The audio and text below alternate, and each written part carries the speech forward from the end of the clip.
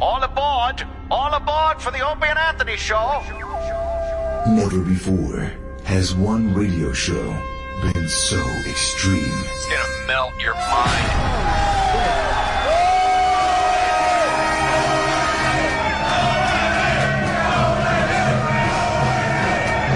So vulgar. Shut up, you fucking degenerate hippie cocksucker! I would take a shot in the face from him. Very small cock. So flatulent.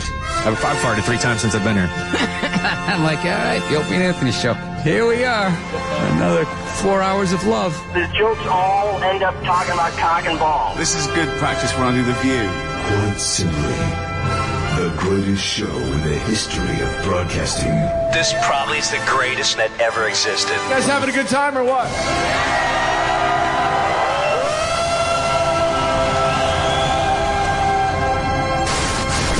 Rules are destroyed, and convention burns the ground. Don't do it. I can't take it every time I'm on the show. He's cock! With Opie, the Destroyer. You're a bigger douchebag! You're a big douchebag! That's what I do now! Anthony, the Rage. Yeah, your guy had a corner on the peanut. We understand.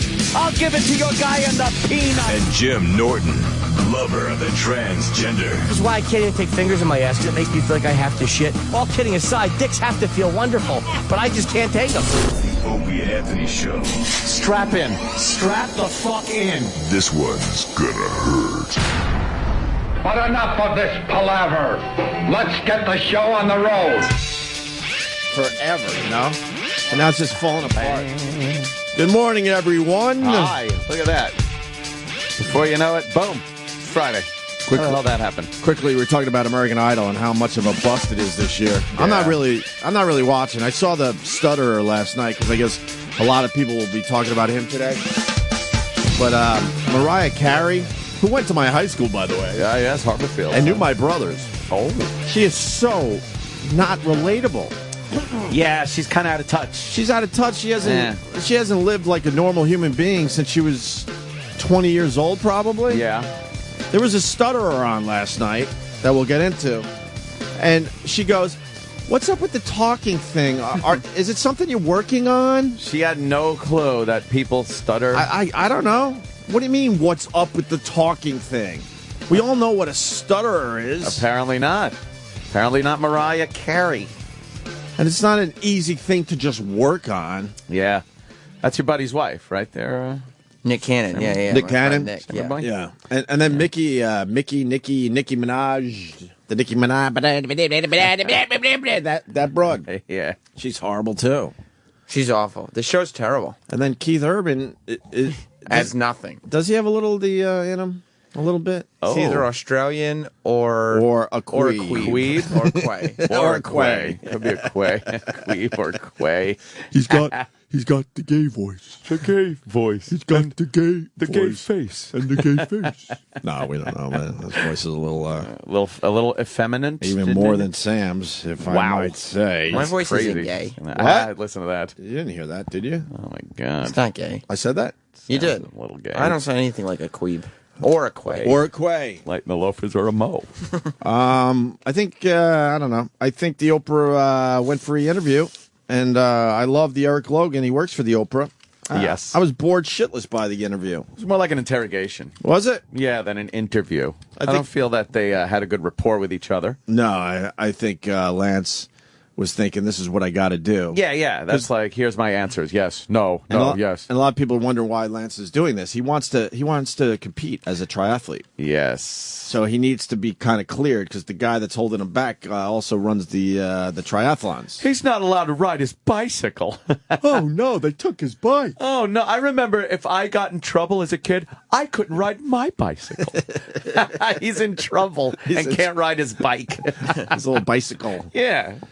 I don't know. I watched about a half hour to 40 minutes, and I was really just... There was something about it. It was just... It wasn't an easy watch. No, I've seen some Oprah interviews that were, pretty compelling and stuff. And right. She kind of gets a kind of chemistry with the person, a rapport There was nothing between those two. And obviously Lance wants to, he wants to name names badly. Oh, yeah. And he kept saying, she was asking questions, and he was like, well, it's hard to answer that because I want to name names. I mean, I don't want to name names. Yeah, he basically was saying I don't want to do that. But damn well he wants to do that. Oh, when you take the fall, you want to take a few people with you. Yeah, but he doesn't want to hurt his cause, and I think naming all sorts of names is going to hurt his cause even more. He's in a bad spot, of course, but it could be even worse. Yeah, making more enemies is not something he should be doing right now. So, but Jose Canseco did. He named names, then he looked like a fucking dick. It looked like a rat. And no, I look like a fucking dick because it's in Jose Canseco's world. Everyone knew what the fuck was going on. Right. Everyone knew, just like in this Lance Armstrong story. Everyone knew that this sport was riddled with people that were doping. Just about all of them. Just about all of them. Yeah. And he was the best after being doped. After having that doping done to him, he was the best. So fucking let him be the best for that era. It brought everyone up to a certain level. And then he was the they best. all had to be the best at that level. Right. So, yeah, he was the best at that level. It's a bunch of horse shit because the sport itself knows that this was going down. Mm-hmm. You can't have that many people doping and not know if you're in charge of the sport. It's impossible.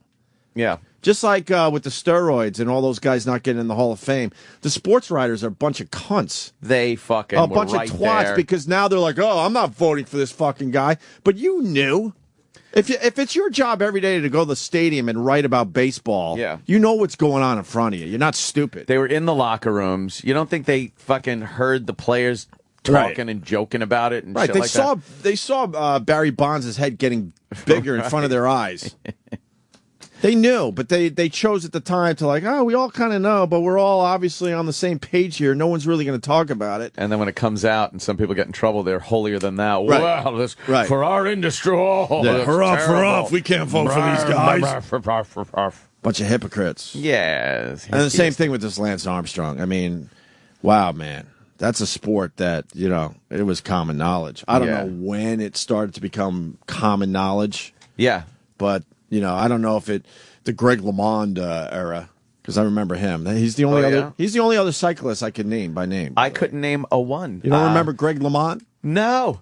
He was just before. He was the big dog before Lance Armstrong, I think. But Lance Armstrong brought a name to the Tour de France that no one else had. You know, and I think they knew that. When they get a bunch of people involved, and it just translates into money. Right. So they probably just left it alone. Right. But then again, when it comes out, everyone steps away. Yeah, but they had a system in place. Something. What amazing, did they say? They had hidden refrigerators. They had flights where they would fly the whole team to Spain. They would get all doped up in Spain, and then they would come back. And they had a system of how to get rid of the shit. They would put it in soda cans and crush the soda can, and then give it to a team doctor to dispose of. They were all, except for maybe a handful. They were all doing who were at the back of the fucking pack. right. That weren't doping. Well, those are the guys that probably were thinking, look, I'm not going to fuck up my body. Yeah. Because I know if I dope, it's not going to be enough for me to actually win or place or whatever. Yeah. So I'm not going to fucking take that chance. I'll just wait till these guys get busted, and then I'll win. Yeah. Yeah. Wait, get them all out of the sport.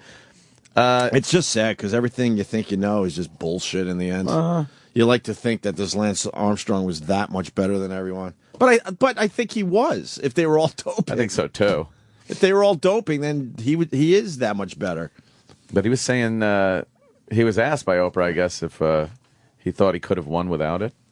Yeah. And he said no. Yeah. But they all knew that. Yeah. Because it's one of those cases where it's like, look, you first. Yeah. You stop doing it first. Yeah, let's see how you that stop works doing it, out. and then I'll stop doing it. Yeah, yeah.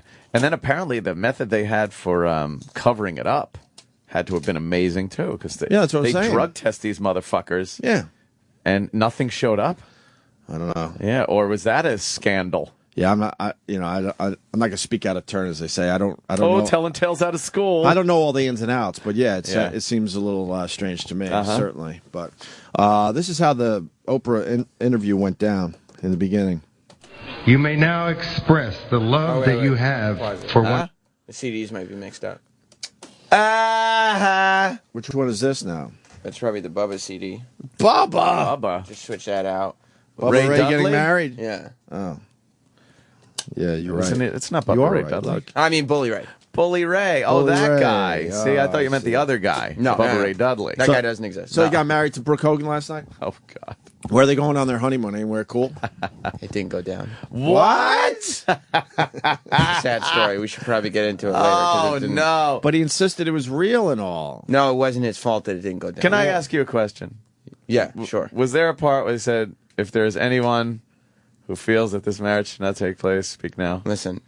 Oh, my God. They didn't go with that angle. They did didn't. No, come on. And then someone's music started. Did they? Look, we don't even have to watch anymore. Did they go with Is that how it angle? went down? I don't think he expected his best man Taz to betray him. Well, we love the Taz. He We is go a back bad- with the Taz. He's a bad guy, and he betrayed Bully Ray. Wow. Well, now we got a problem because they're both friends of ours. And they're not friends with each other. So who do we go with? Team Taz or Team Bubba Ray Dudley? Oh, my God, the best man. I mean, I got to go with Bubba because what Taz did was just so out of line. Well, you know what? Did someone say turn the plates over, and they turned it over, and the best man was having sex with the bride? Because that was happened at a wedding I was at. Taz was fucking Brooke Hogan. Yes, it was terrible. Very embarrassing. It's horrible. Yeah, it was awful. Well, here's how Oprah started the Lance Armstrong interview. Oprah. With a whole bunch of yes and no questions. This whole conversation, we have a lot of time, will be about the details. Yes or no, did you ever take banned substances to enhance your cycling performance? Yes. Yes or no, was one of those banned substances EPO? Yes. Did you ever blood dope or use blood transfusions to enhance your cycling performance? Yes. Iraq dopes.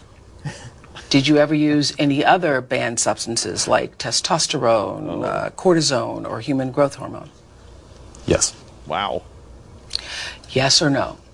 In all 7 of your Tour de France victories, did you ever take banned substances or blood dope? Yes. In your opinion, was it humanly possible to win the Tour de France without doping 7 times in a row? Oh. Not in my opinion. Wow. Yeah, that right there is the Wow. fucking, that's the meat of it right there. Yeah, huh? but he was defiant. Did you see any of the clips of him like basically calling everyone out for Oh, yeah. for thinking he was doping? Yes. How dare you? Oh. They played one of those clips last night, and then they came back to Oprah, and it was just so The awkward. Like, how do you lie like that? The lie thing was, I think he started believing his own lies. Yeah, you have to at a point when you're in that deep. You got to just start believing it. And then it goes on. Lance says the story was perfect, but a lie. Lance says the story got ahead of him. Lance says it wasn't just him; it was the culture. Yeah. Yeah, but he has to be careful. He knows just about every guy in the top there. I'm saying just about every guy. I feel like it's every guy, but I guess we can't say that officially. Yeah. I would say that the top cyclists, all of them were doing it. Yeah.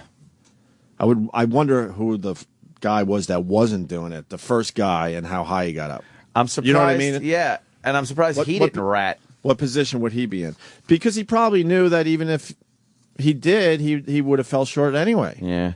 Didn't Sam say something before about someone came in like 10th? I don't think I said that. Maybe Travis did. Yeah. I don't know. Yeah, I've confused the it might fucking- be the pieces of shit that walk around here all the time. I think it might. guys. I think some are saying that the first guy that wasn't doping was the 10th place guy. 10th place guy, I right. think. Yeah. Something like that. Man. For 13 years, you didn't just deny it, you brazenly and defiantly Yeah, you did. denied everything you just admitted just now. Brazenly. So why now admit it? That's the best question. It's the most logical question. I don't know that I have a great answer. Come on. I will start my answer by saying that this is too late. It's too late for probably most people. And that's my fault. You know, I view this situation as one big lie that I repeated a lot of times. And as you said, it wasn't as if I just said no and I moved off it. Right. You were defiant. Oh, yes. I You called understand. other people liars. I understand that. And you said people's pants were on and fire. while I've lived through this process, especially the last 2 years, 1 year, 6 months, 3 months, I know the truth. The truth isn't what was out there. The truth isn't what I said. The truth is out there. I love the X-Files. Great show. And now it's gone. This story was so perfect for so long. And I mean that as I try to take myself out of the situation and I look at it. You overcome the disease. You win the Tour de France 7 times. You have a happy marriage. You have children. I mean, it's just this mythic. Built on a lie. Built on a lie. It wasn't true. Wow. Wow. Yeah. When you look at it from the outside, it's like, wow, that is inspirational. It's almost as if, let's just say, hypothetically, you take this football player, right? And his girlfriend and grandma die on the same day. Wow. And he transcends that and has, and plays the game anyway. Like a pro football player, college football player?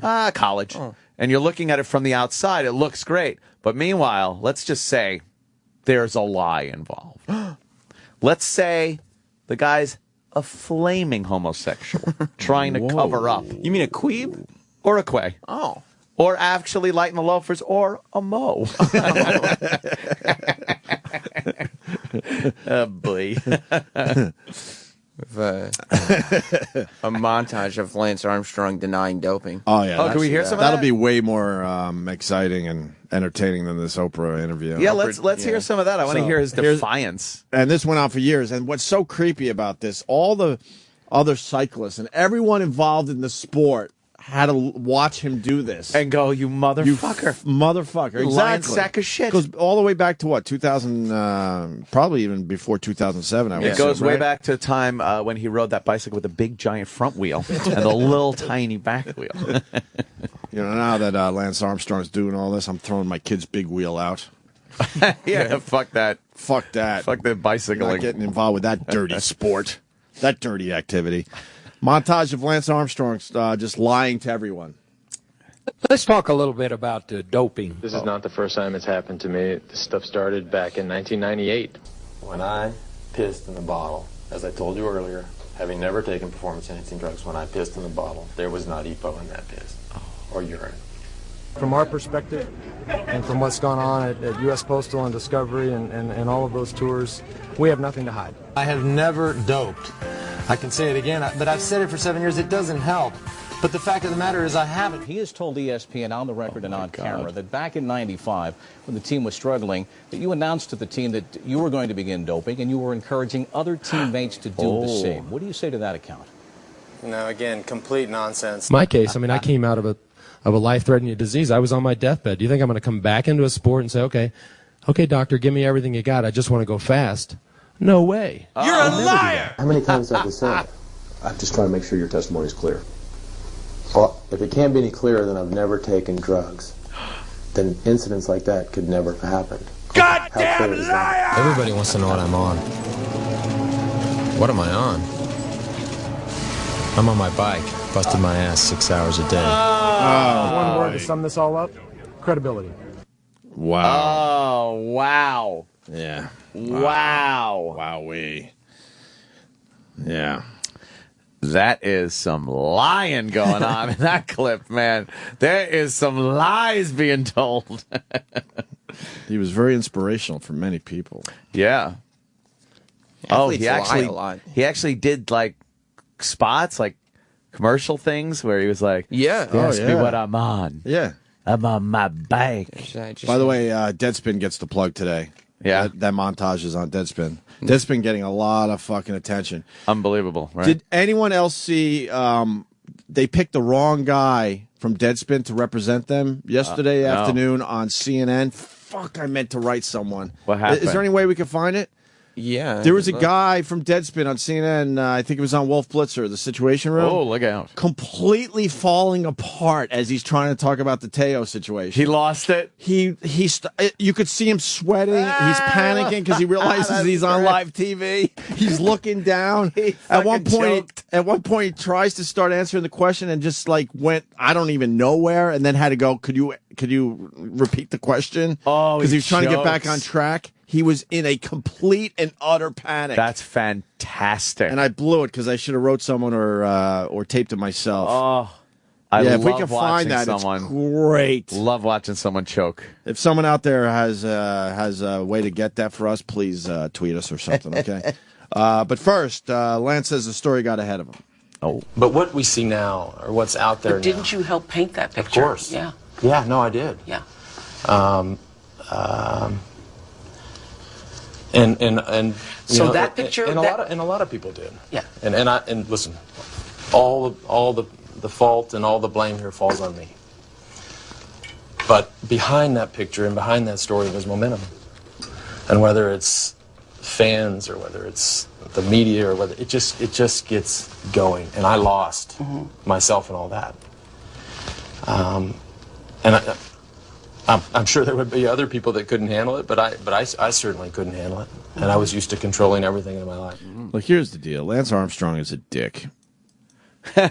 Yeah, apparently. He's still trying to take care of just himself. He's doing all this because I've heard... Self-preservation, Yeah, he wants to be a triathlete. Yeah. And he needs kind of the guy that gave him the lifetime ban to sort of look the other way and allow him to compete in triathlons. Yep. This guy wants to name names so fucking badly to help his case. Yeah, it's just for he wants to compete again. Like, I saw it in his eyes. He's like, he just wants to blow it out of the water at this point. And just name it a shitload of names and people behind the scenes and basically say, look, here's all the people that knew. Mm-hmm.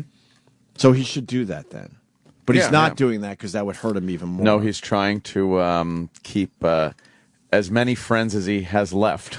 Right. I think if he spilt the beans, you get the Conseco thing where you just look like an asshole. Right. And you're shunned. Yeah. But he wants to. He wants to do the Conseco badly. Yeah. But he knows it wouldn't help Lance Armstrong. But it would certainly help the sport, I would guess. Big name in the sport of cycling. Right. And then we got one more clip from the Oprah show there. You said to me earlier you don't think it was possible to win without doping. Not in that generation. And I'm not here to talk about others in that generation. It's been well documented.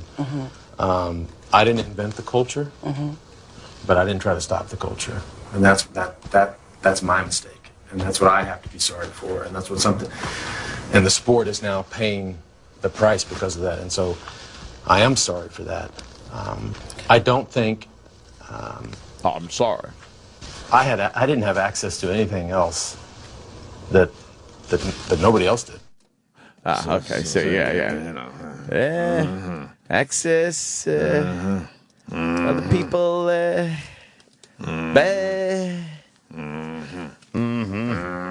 Yes. So that was, I don't know, a little taste of the interview Oprah did, I guess. Is there part 2 tonight? Yeah. Yeah, I won't be They're watching. splitting it up, huh? I'm good. How did it do in the ratings? I'm sure it did well, right? Did well? I'm sure it did Got some real well. overnights. Got some overnights. I'm sure it was a big hit for the OWN network. Finally, something people give a shit about on that channel. Yeah. Boy, I mean, I love the fucking ELO, but my God. They're carving their niche. Are they? Yeah. It's a slow build. Pretty slow. Slow build. Compared to what she came off of with that fucking show. She had that big Oprah show there. She was bored with that, though. Yeah. This is her way of reinventing herself. I think they're happy over there, to be honest Are with they? you. Yeah. She's just not getting that Like big over pigs the in top. shit, though? Like pigs in shit. Oh, that's pretty fucking happy. She just You doesn't have comment? that big over the top show anymore, you know? No. Interesting. Is there anything else on Lance? Did we cover it? Lance! We're a big radio show. We got to cover this shit. It was a weird interview because it was like we already knew that he doped because he said, I'm going to go on the interview and confess to doping. Right. And then so once he did it at the beginning of the interview, it was like, all right. So now what else is there? Yeah, and it's way too late now, right? Of course. He wasn't convincing anyone at the end. Everyone kind of just knew, I guess, or had the feeling. He's just a weirdo now. You think A he just weirdo. comes across as a weirdo? Yeah. How could you lie that wholeheartedly for that long and then expect anybody to be like, oh, I understand? Oh, That is true. And calling other people out. Yeah. Saying, this fucking guy, what's wrong with him? When you lie like that, it's not just the lie. It's that you have the capacity to lie like that. Yeah. That's worse sometimes than the actual lie is. Right. Like, what are you doing? You're You're a piece of shit. That's the kook thing that we mentioned the yesterday. kook factor. Either way, Lance Armstrong. Cook or kook? Yeah, you spelled cook at first. Maybe he's also a cook. I'm sure he's got to eat. But All right. Just want to make sure. Yeah. Yeah. Know who else is a weirdo? Who? Kurt Schilling. Your pal Kurt Schilling. Mr. Broke. My old pal Kurt Schilling. Mr. Broke ass motherfucker Kurt Schilling. But we said it on the show. It's another thing that happened. Oh, God. I want to start keeping track of this shit. We really are seers. We really see things as they are. Do you remember, it was a mere few weeks ago, we said that he would be selling his bloody sock? Yeah. He's selling his bloody sock. Selling the bloody sock. He's selling it. How much for the bloody sock? I don't know. How much for the bloody sock? How much? The sock is expected to fetch at least $100,000. No, it's not. What are you talking about? 100,000. Imagine Really? your maid picks it up and throws it in the wash. You know, at your house. I The maid- swear it was bloody. I swear this is the bloody one. Imagine that, Sam. Your maid picks it up and throws it in the wash. I have a lot of trouble with a lot of that statement. The maid part is the first part that's unbelievable. Oh, right. Yeah. I assume everyone has one. Yes. Jimmy Norton is back from L.A. Welcome back. Dino's back. You know what Barney, else? Dino's back. He had to take the bloody sock out of the Hall of Fame museum. What? Excuse me, can I have that back? I need that back? It was on loan to the Hall of Fame. Oh, he couldn't wow. even. That had to be awkward. Oh, that's awkward. Here's your stupid bloody sock. They probably threw it in his face. And Hey, now look, he's it's not Kurt there Schilling. anymore. Like, it was probably something for him to be like, It was yeah. probably the only thing that Of the course. Hall of Fame kind of wanted from might him. remember, and I don't people think they look want at a it- baseball or a mitt from him. People were looking at it like, oh, that's it. Right, Look, there's it's the bloody sock. sock. I saw that game, and they showed the sock. That was from what, 2004, I think? Playoffs? Yeah. Do you think he tried to replace it with anything that he thought would be just as good? Like, no, you know, this is the other sock I had on, but it's not bloody. It doesn't mean anything. But that's how desperate he is. He needs the money. Oh, he needs some cash. So he went to the Hall of Fame and said, I need my bloody sock back. I got to pay a few phone bills. Poor bastard. They're going to have 72 unsold cases of his video game on display instead. Wow. What a Yeah, that video game didn't really pan out. What video game did he think was going to just... It was the one he designed. He put No, I know, all but I his don't even money- know. He was But a what- giant fan of EverQuest. So he was trying to make his own EverQuest? So he was trying to make his own version of EverQuest, and it bombed horrifically. What was the problem with the game? It just wasn't. Nobody bought it. No one bought it. No, I know, but was the graphics bad? Was the storyline bad? Was the gameplay itself bad? All of it. No one liked any of it. It was a knockoff, cheap version of EverQuest. So you would just play that, and then World of Warcraft comes out, and that just took off. And he puts all his money into it? every penny. Not only all his money, he borrowed millions. Yeah. What's wrong with him? He was set for life. Oh, nightmare. His baseball money alone, he was set for life, but then he got greedy, I guess. Didn't the bank have to close too? Like the bank that guaranteed his loan or Yeah, something? I think he destroyed a bank. Oh boy, he really fucked up. Oh, He lost $50 million. oh man. He has a net worth of $1.75 now. When you get a baseball player that thinks he's going to, because he enjoys a video game, that he can just go, I could do this. But why would you take that chance? There was no guarantees He there. loves role-playing games. He loves them. Loves them. And he thought, I'm going to get an interview with Sam Roberts. Yeah. I'm going to sell a lot of games. It was really stupid. He had like the fucking, like items of armor, like the Sock of Conquest. You have to win it, and you're questing for that. All his weapons were just bats and baseballs. Well, it was like a shield is medieval glove. a mace, but you have to throw it instead of swinging it. Just a horrible game. What a dumb thing to do. Oh, well. We just talked about Lance Armstrong. What happened with him? The big interview with Oprah, which was it just kind of sat there. I don't know why. I was half listening. Apparently, they called him a dope. Yeah, I don't even know. I'm not blaming Oprah. They just sat there, the interview. It wasn't really... Well, everyone knew it was going to happen. Yeah, I guess maybe that there was no shocking thing said. But, I don't know. Yeah. Yeah. Yeah. Yeah. Did you have fire trucks meet you on the runway? Yeah. I just saw you tweet that. Yeah. Everything I all right? videoed, but nothing. Yeah, it was fine. Were you trying to get out of fucking Iran? Yeah. Oh, Argo. They pieced my picture together from a bunch of shredded Facebook postings. Did you feel like there was something wrong with the flight when it was in the air? No, when we were landing, it was really weird. Sometimes because all the shades were all down, and sometimes when the wheels come down, I try to see if I could guess the moment we're going to land. Could this, like, the engine's like, Right.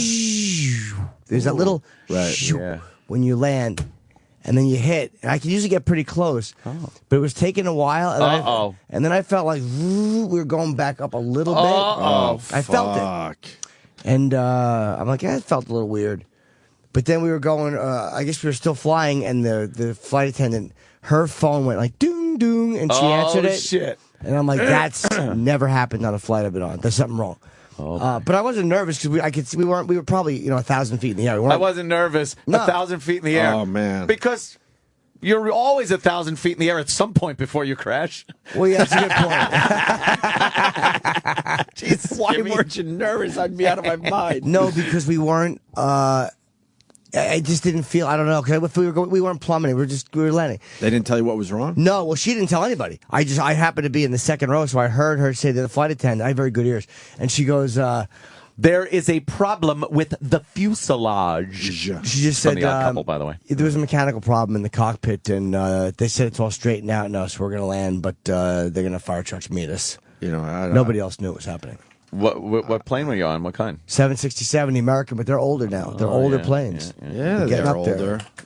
older. Wow. So it's fine. I mean, I wish something would have happened, but it was nothing. Fire. You wish something happened? No, I mean, like, when we landed. They probably just got a little light.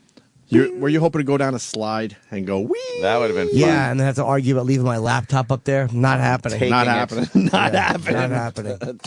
Everything's on there. I'm taking it. I'm taking it. You're arguing with the flight attendant. People are just waiting to emergency leave the plane. You're smucking everything up. As the smoke's getting thicker. Yeah. Well, the 787s are in deep shit. Oh, God almighty. This fucking Boeing stock plummeting. That might bankrupt Boeing, right? They're grounding the planes all over the world, those 787s. I think they'll be all right because they got a bunch of other planes. And it was a simple, dumb mistake. They're using those stupid batteries. Lithium batteries that they know heat up real fast. Lithium ion batteries? Who made that mistake? Why are they using them? I don't know. Very frightening indeed. Can they swap them out? I guess so. That's probably what they'll do. They're going to figure something out. But that plane that landed in Japan, because they had some smoke and stuff, they found like the casing of the battery was blown up, and there was black liquid leaking out of it, and it was hot and smoking. Wow. Fuck. How do you miss that? What pieces of shit these Dreamliners are. But how do you miss that in the testing? I know, right? All the testing you got to do. You would assume that would be the first thing. Let's check out these batteries. Yeah, make sure they don't overheat. Let's leave them on overnight, and we'll check in the morning. Something. There's nothing more catastrophic than a mid-air fire. Very rarely does a plane get through those. They usually wind up crashing. We don't it's need terrible. Please. Yeah. We all fly. Unless it's an engine problem. Okay, let's... Even an engine problem they get through. All right. Yeah, that's what I'm saying. We got a bunch more. The mid-air fire, oh boy. That's a rough one. I watched that air disasters show, and they've featured a few mid-air fires. Just even fire. There was one that was terrible. There was a fire above the cockpit in the panels, and all the wires lit up, and the smoke got so thick they couldn't see shit. Couldn't see out the windshield, couldn't see their instruments, nothing. Oh, how horrible is that? Didn't they have masks or whatever? Yeah, but the smoke in the cockpit was so thick, they couldn't even see in front of them. Yeah. it was awful, and the plane went down. Then another one, it was a cargo. It was half passengers, half cargo that they used to do in some fucking country, and the cargo caught on fire. And it was burning for a long-ass time, and then finally it just burnt through the plane and fucking crashed. Oh, mid-air fire! How horrible would that be? That doesn't sound fun. I interrupted your horrible story by laughing. Carried away because Travis found the fucking guy from Deadspin that completely panicked on CNN cool. that I just mentioned. Yeah, and he gave me a massive thumbs up. Like, yes, nice. I gave you 2 thumbs up. 2 thumbs up. Oh, this is great. Good. It's great, right? It's great. The second track is just great. I'll start with the first just to warm everybody up. Yeah, I think. But, Deadspin, obviously everyone is talking about Deadspin. They got a lot of promotion yesterday. Did you see the tweet to Donald Trump? That was great. Yeah. Congratulations, Deadspin, on your breaking the story and stuff. And then retweet Donald Trump. Fuck you. Right. Who retweeted him? Deadspin? Deadspin. Fuck you. They're not gonna be part of his nonsense. Hilarious. Anyway, So, all the Deadspin guys have been all over the place, obviously. We've seen a lot of them. And apparently they were spread a little thin because they had to send out the B squad. Yeah, I mean, this guy he's not even one of the two reporters that broke the story. No, he's like, what is he, an IT guy from the back room? But obviously... You would think so. Keeps the servers up. Their phone was ringing off the hook, so the main guys were all over the place, and then, like you just said, it, I'm sorry, they were spread a little thin, and they said, fuck it, you have to go on CNN. This is great for Deadspin. It's the Situation Room. Get your ass in there. But I've never done interviews. What did he break? What story?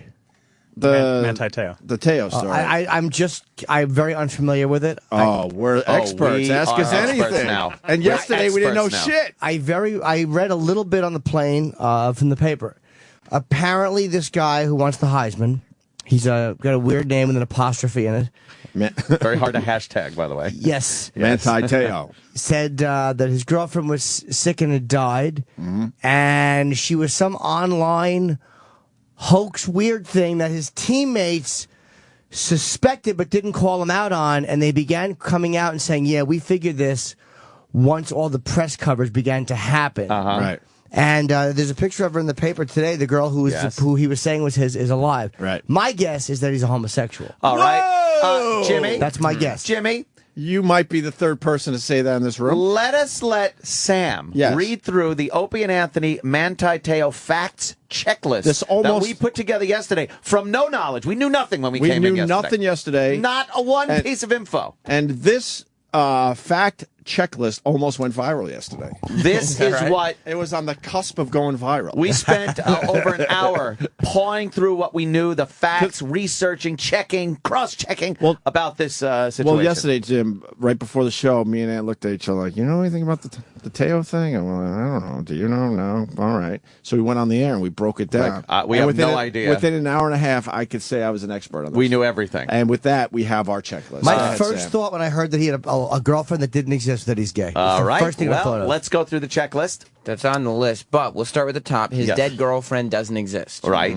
So you got to start there. He might be Samoan or Hawaiian, probably Hawaiian, long shot Spanish on dead grandma's side. Right. By the way, I think he's Samoan from Hawaii. Yeah. So So he's Samoan in more ways than one.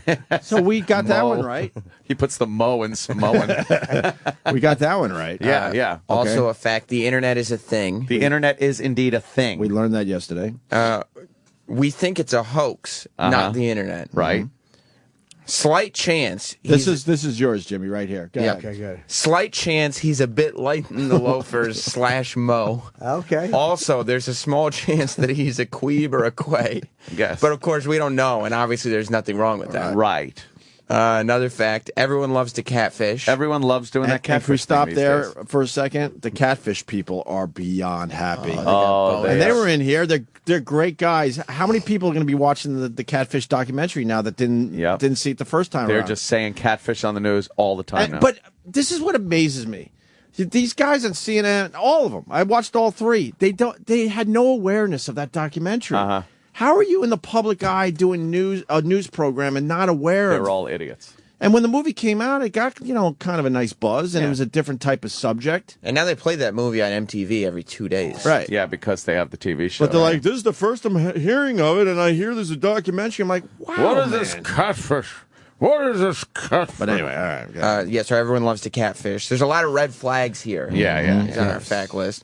The news media are a bunch of lazy bums. Lazy bums, we got that. And they were trying to explain themselves yesterday, and even CNN's like, so you're telling me, they actually said this to a reporter yesterday, so you're telling me what happens in journalism is you see the story somewhere else 2 or 3 times, so then you go with it as well. And the guy actually said yes. But then I'm looking and I'm going, hey, CNN, you do the exact same fucking thing. Right. Don't make believe you don't do that. Yes. No one checks their shit anymore.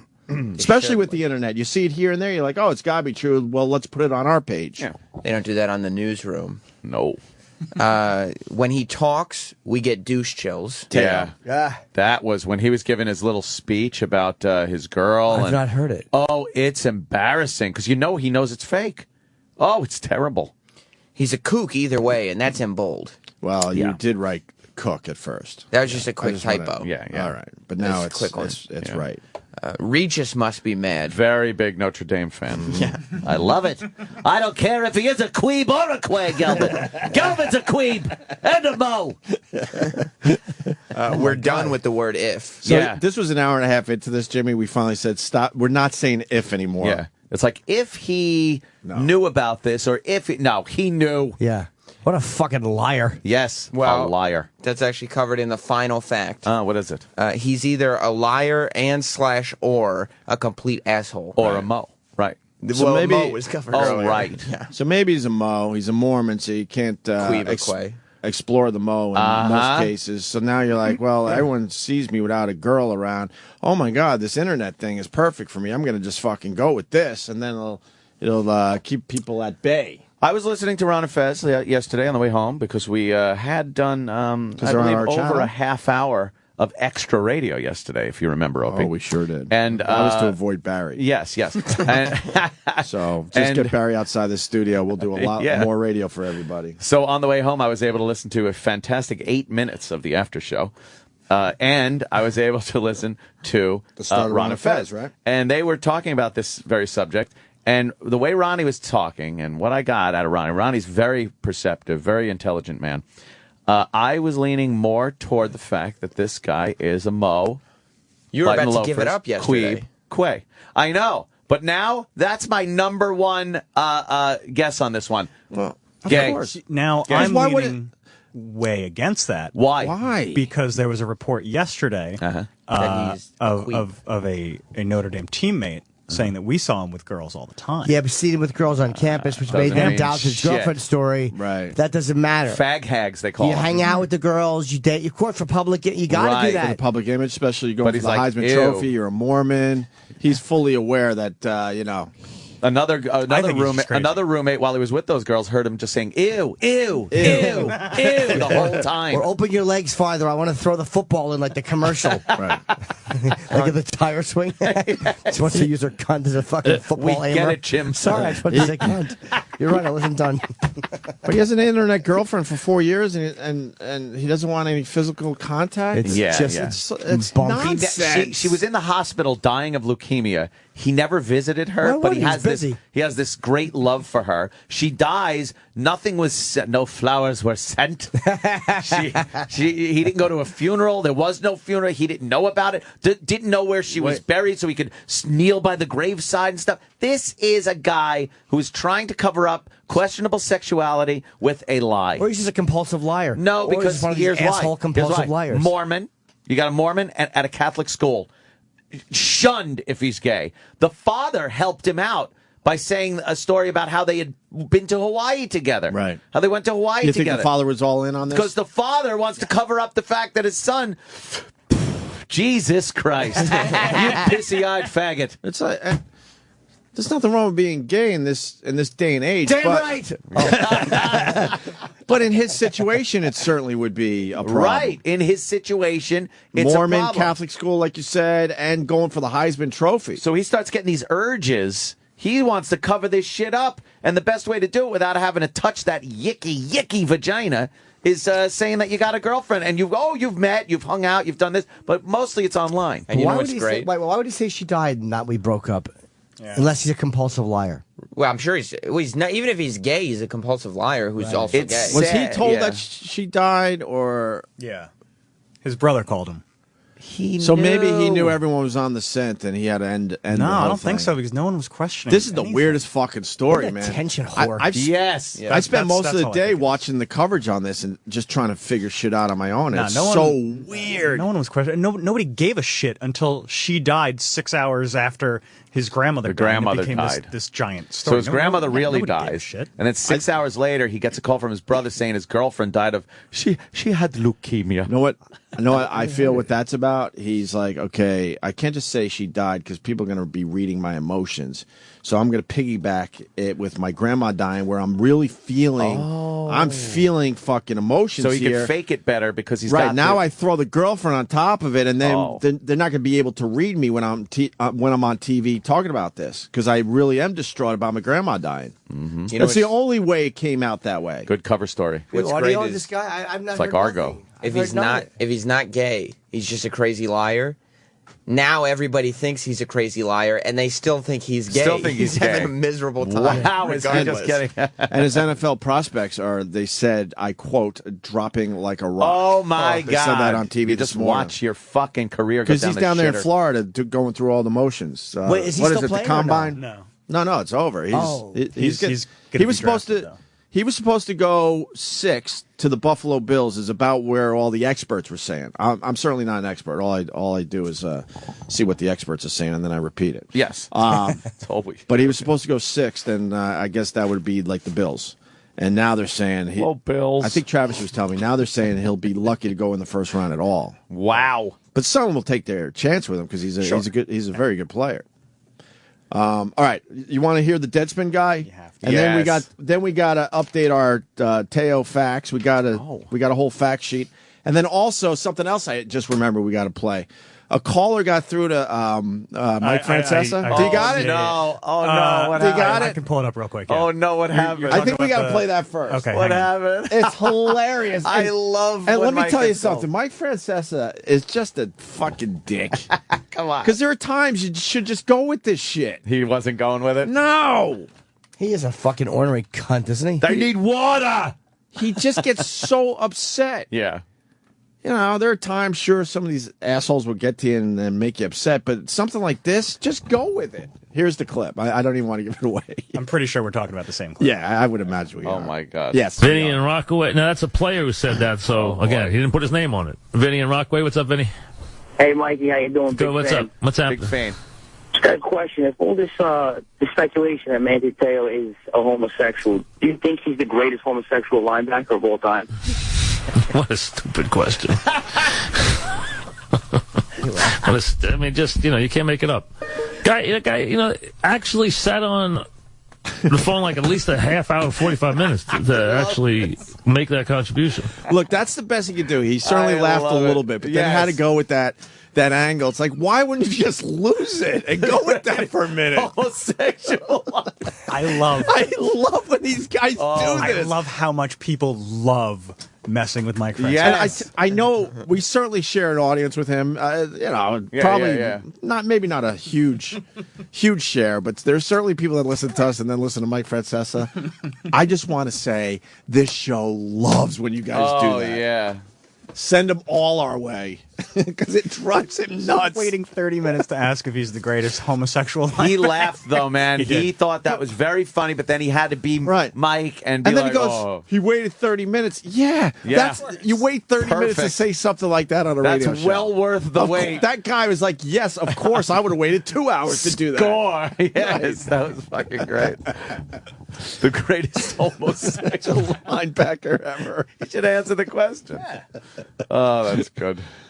Then they could just go, well, I don't know. Well, Chris would have went with it. Well, Mad I Dog don't know if would've it's going to be the greatest homosexual linebacker ever. Let me look on my laptop. Punch up some factual information. If he came out and said he was gay, that's to me, that's the only way to stop this from making him look like he's a psychopath. Whether he is or not, just come out and say you're gay. Yeah, just if you don't like dick, just say you love dick. Yeah, that's- love that dick. That's really strange. Because then people will understand and go, well, it was a lie that spun out of control, and he was trying to cover. He's an athlete, and he's trying to cover. I think people would be more understanding about that than this cocksucker just lied. And if he is the victim of a hoax, how stupid is this guy? Yeah, he's not to have an online girlfriend he's not for 4 years. Anyway, so John Coblin. I'm sorry to John I am Coblin. John Coblin. Obviously, John Coblin is not comfortable being on TV. Yeah. And Deadspin was spread a little thin, so they put John on CNN. I apologize in advance to Deadspin because we actually like you guys. Oh boy, but come on, we like some of the shit you're doing over there. But dude, they must have been laughing like, dude, you fucked up so bad. So he was on the Situation Room, and the first clip not as bad, but it's a good setup to see that. See, he started off kind of okay, and it just got worse and worse. He's with Deadspin magazine, which first broke this story. Thank you so much for coming in, John. It's hard to keep all of these pieces together. I mean, first off, I'd like to know his heart's just what your slamming in his reporting chest is and right now. what you- Right now, his heart's going bam, bam, bam, bam, bam, bam, bam, bam. He's probably had is he nervous? an inner dialogue like, I could do this. Oh, God. And then he hears now he's hearing it in his earpiece. He's like, It's just fucking 2 seconds, John. 2 seconds. Yeah. The lights are You ready? The lights are a little bright here, but All right. okay. I can She's going to throw it over to you. You're going to go, what? Throw what? He's freaking out. All right, John, here you go. Here you go. Oh, All right, God. John. I just remember these moments when we first started doing TV, man. I remember standing in that fucking little wing area on Letterman. That was the worst one ever. Yeah. I was standing in the little wing. It's like, ladies and gentlemen, our next guest. And I'm like, I was behind that thing freaking out. What about when he walked over? It's like, he's coming through the TV. Oh, no. Like it was him in fucking person. Dude, you get so nervous. And then you're fucking, you're fine. That's the difference. You sort of just have to go That's with that the energy, difference. I guess. I don't know. He knows. Yeah, it you shows. shit your pants and move along. He was tweeting like people were. Oh, he knows? Yeah, and he was replying to people going choked. Yeah, that was rough. Choke. Woof, that was rough. At least he's got a brother. good sense of humor. Got nervous and choked. All right, so he's admitting it. Yeah. I loved it. I couldn't believe I was seeing this. All right, here we go. Thing is, and what you have learned about Ronaya Tuiasosopo and his connection to this story. And what we have discovered is that we are almost 100% certain that he is behind the Twitter feed of the girlfriend that we now know is not real. We know this because of the reporting that we just heard, something that we reported at Deadspin.com, which is a high school classmate of the guy. Hold on. See, you hear that? His mouth is dry. It's really his mouth dry. is a parched desert right now. He's on a roll that he can't get off of now. But he's rolling with this talk, and he's kind of getting the shit out. But at any moment, this can fall apart. He's trying so hard to hold it together, and you can hear it.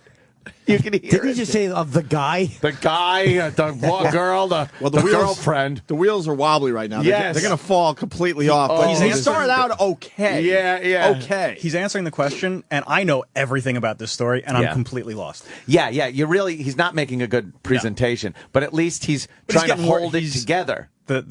He's getting words out. This is remember that when you listen to you the can second hear it because this is coming apart, and I love the. All right, I'll go back a little Yeah, bit. go back so we can There's hear a couple of those. his dry mouth. Oh, this poor fuck. Heard something that we reported at Deadspin.com, which is a high school classmate of the guy.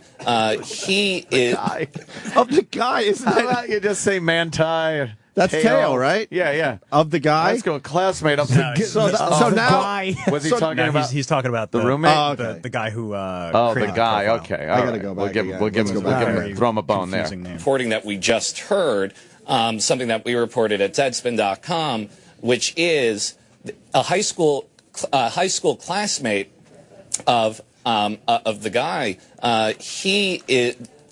The photo that was used was not of any girlfriend, was not of Teo's girlfriend, but it turns out that it was in fact somebody else who identified Ronaya as the person who wound up. She wound up sending him a photo. So we know that for sure that he is behind it. How well does he know Teo? We know that they've spoken on Twitter together. We know that they also have that the Ronaya's family also went to USC, and they did meet in person. How well did they know each other beyond that? We don't know.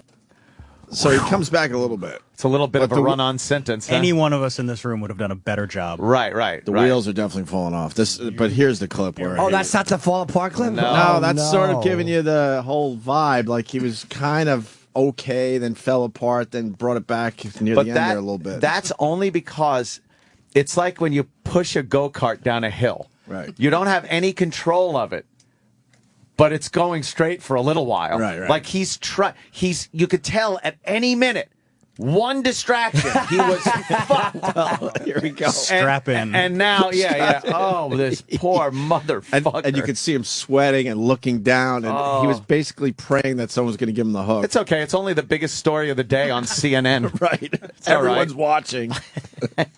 So what's Deadspin's reporting? I don't know. That right Here's there is the the distraction. He had to stop and it stopped his roll, and now he's got to restart, and he's a mess. What? So, yeah. Oh, no. The follow-up question is what's going to get him in the end. So what's Deadspin's reporting at this point on whether or not Manti Te'o was himself involved with making up this story, making up this persona, making up this girlfriend? All right. We believe that he certainly had a connection with Renaya.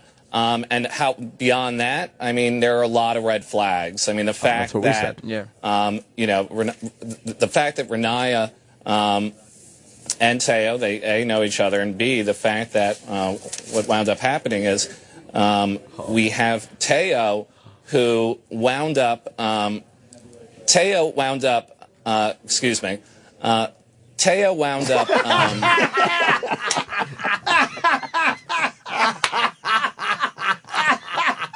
Did Te'o wound up? Oh, my God. Oh, he's in a loop. You didn't even get he can't fucking... He's stuck in a loop. You didn't even make it to the punchline. It Oh, gets even better. Oh, no. the fact that Renaya Wait for the punchline. and Te'o, they A, know each other, and B, the fact that what wound up happening is we have Te'o who wound up, Te'o wound up,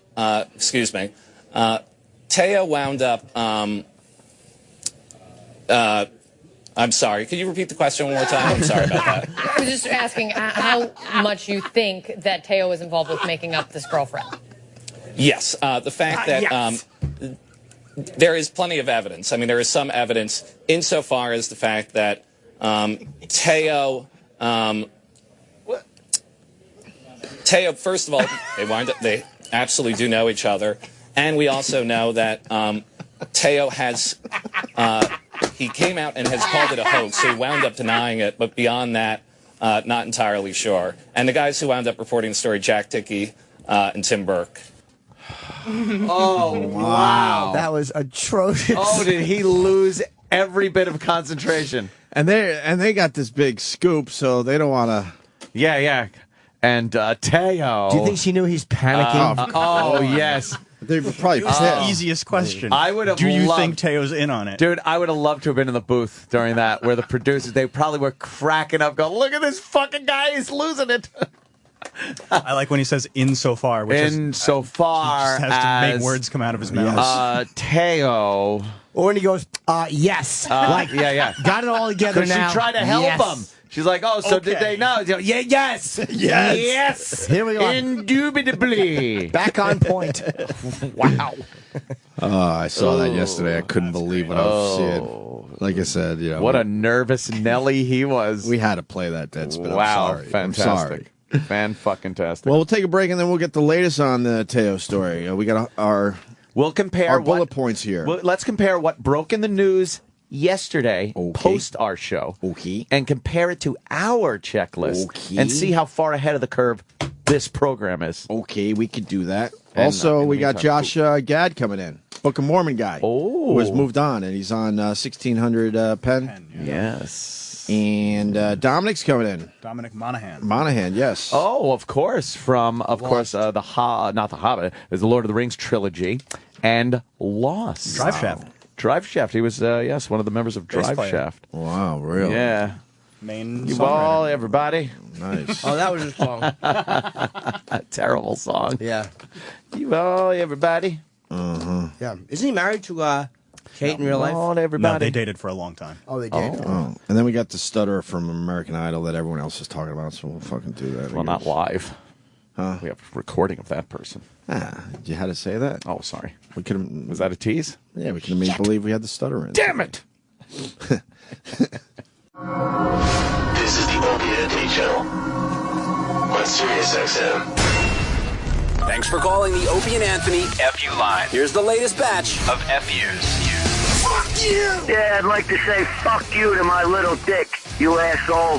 Stop pissing on my balls. Fuck you! Fuck you! And fuck you goes out to all you assholes with your outrageous stories on what you're trying to do. I was trying to jerk off.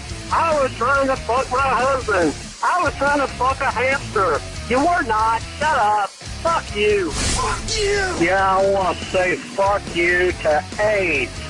Because of you cocksucker, I have to make my dick look like a tiny bank robber whenever I want to sex up my woman. Fuck you, AIDS. Fuck you. Yeah, this F you goes out to Sam. You need to shut the fuck up, dude. Okay? You don't make yourself look good by trying to make everybody else look bad. You're an asshole. I can't stand you. You make me sick. Always putting somebody else down to try to make yourself look good. Shut the fuck up. Fuck you. Fuck you. I'd like to give a big F you to fucking beer. Fuck you, beer. I slept with a fat bitch last weekend, and now she's stalking me. Fuck you. Fuck you. I'd like to give that fucking sick cunt of a cop who just pulled me over for going 5 miles over the speed limit a big fuck you. So guess what, you sick? Fuck you! Fuck you! I'd like to send a big F you out to fucking Sam for always saying, yeah, I mean, I just listened to the goddamn replay and you fucking said, yeah, I mean, 10 times within 2 minutes. Holy fucking shit, dude. Fuck you! Fuck you! Fuck you! Fuck you! Fuck you! You're cool, and fuck you! Fuck you! Call the Opie and Anthony FU line, 866-FU, line 1. That's 866-FU, line 1. Sirius XM. Sirius XM. Yeah, this is the Opie and Anthony Show.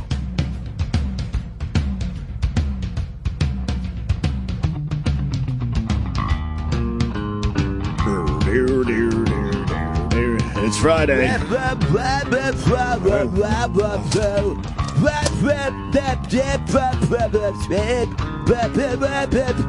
Nice. Yeah. I like singing.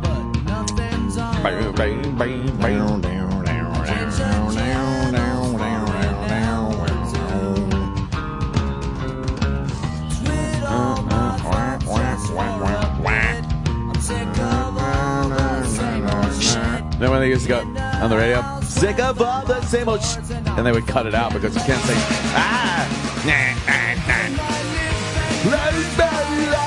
take me away from paradise.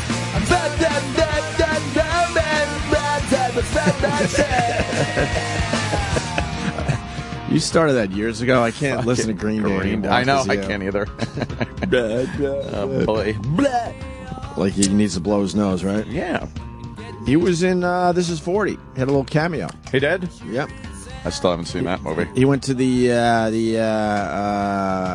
what? I forgot his name. Yeah, I didn't even know. The Cruel to Be Kind guy. Right. Who's the Nick? Well, that's not him. And the rumor? Remember, it wasn't him, though. What do you mean? The guy in the movie wasn't the Cruel to Be Kind guy. Oh, he was the You're other talking guy. Nick Lowe. Oh, Cruel yeah. to Be Kind in the right measure. So who was the other guy? The other guy was the other Grant guy. Parker. Grant Parker. Yeah. Right. Yes. Yeah. Yes. So Green Day guy went to see the Grant Parker show. Oh. So he had a little Billy cameo. Joe? And This Is 40, yes. That's how black people say Billy Joel. Billy Joe. I saw Billy Joe. And then they go, who? The guy from Green Day? Nah, nigga, the motherfucker that does that fucking, she got a way about her shit. Right. I guess Dear Abby passed. Aw. Yeah. So young. 94. Oh. That was one of those. Didn't she die years ago? That was Ann Landers. Died years Oh, ago. I understand. They were twins. They were twins. They were competing with each other. Yes. Dear Abby had 100 you million, kidding? 100 million readers. And what about Ann Landers? She had about 15,000. You know they stopped writing their own shit back in like the 70s or something? 80s. Was it the 80s? I think it was 80. They stopped writing their own 84 shit. or something. Like they just had their name and that dumb old ancient picture that every time Jimmy would bring up that imaginary woman, Helen, Yeah. I imagined Oh, yeah, of Ann course. Landers. Ann Landers Like or- they look like or Ann Abby. Landers at Dear Abby. And yeah, they just kind of put it off to someone else at the paper, but they would use their picture and their name. You sure about that? Because Yeah. I think the Dear Abby lady started writing it with her daughter. Really? So kind of the daughter was the one you're talking about. Oh, the daughter was writing it? But I think Nah, they I knew it acknowledged wasn't that, her. and they showed both of them in the column. They're Whoa! Bless you. Oh, shit. I got the flu. How's that flu? Oh, no. How's that flu treating you? I started an advice column and nobody bought it because the name was wrong. What was the name, Jimmy? Dear Lurfsky. Lurfsky. Yes. Nobody I have to write a letter. Dear Lurf. And you had to get the spelling right or you would never get their emails. LHEE, and the second E had the umlaut over it. Umlaut. RF. An umlaut. KY. Hey, we've gone a half hour without playing the Mike Francesa clip. What's wrong with us? Please. Go ahead. Now, that's a player who said that, so, again, he didn't put his name on it. Vinny and Rockaway, what's up, Vinny? Hey, Mikey, how you doing? Good, what's up? What's happening? Just got a question. If all this the speculation that Manti Te'o is a homosexual, do you think he's the greatest homosexual linebacker of all time? What a stupid question.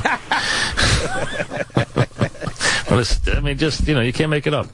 Guy, actually sat on the phone like at least a half hour, 45 minutes to actually make that contribution. Look, the caller was great. It was great. But what makes it so much fun is that he gets so mad. He's such a baby. He's just a baby about it. You're not It going to frustrates him. You're not going to have that highbrow sports talk show, Mike. Yeah. Sorry. Especially when you're taking calls for Vinny. Hey, Mike. Right. Hey, fucking best homosexual linebacker.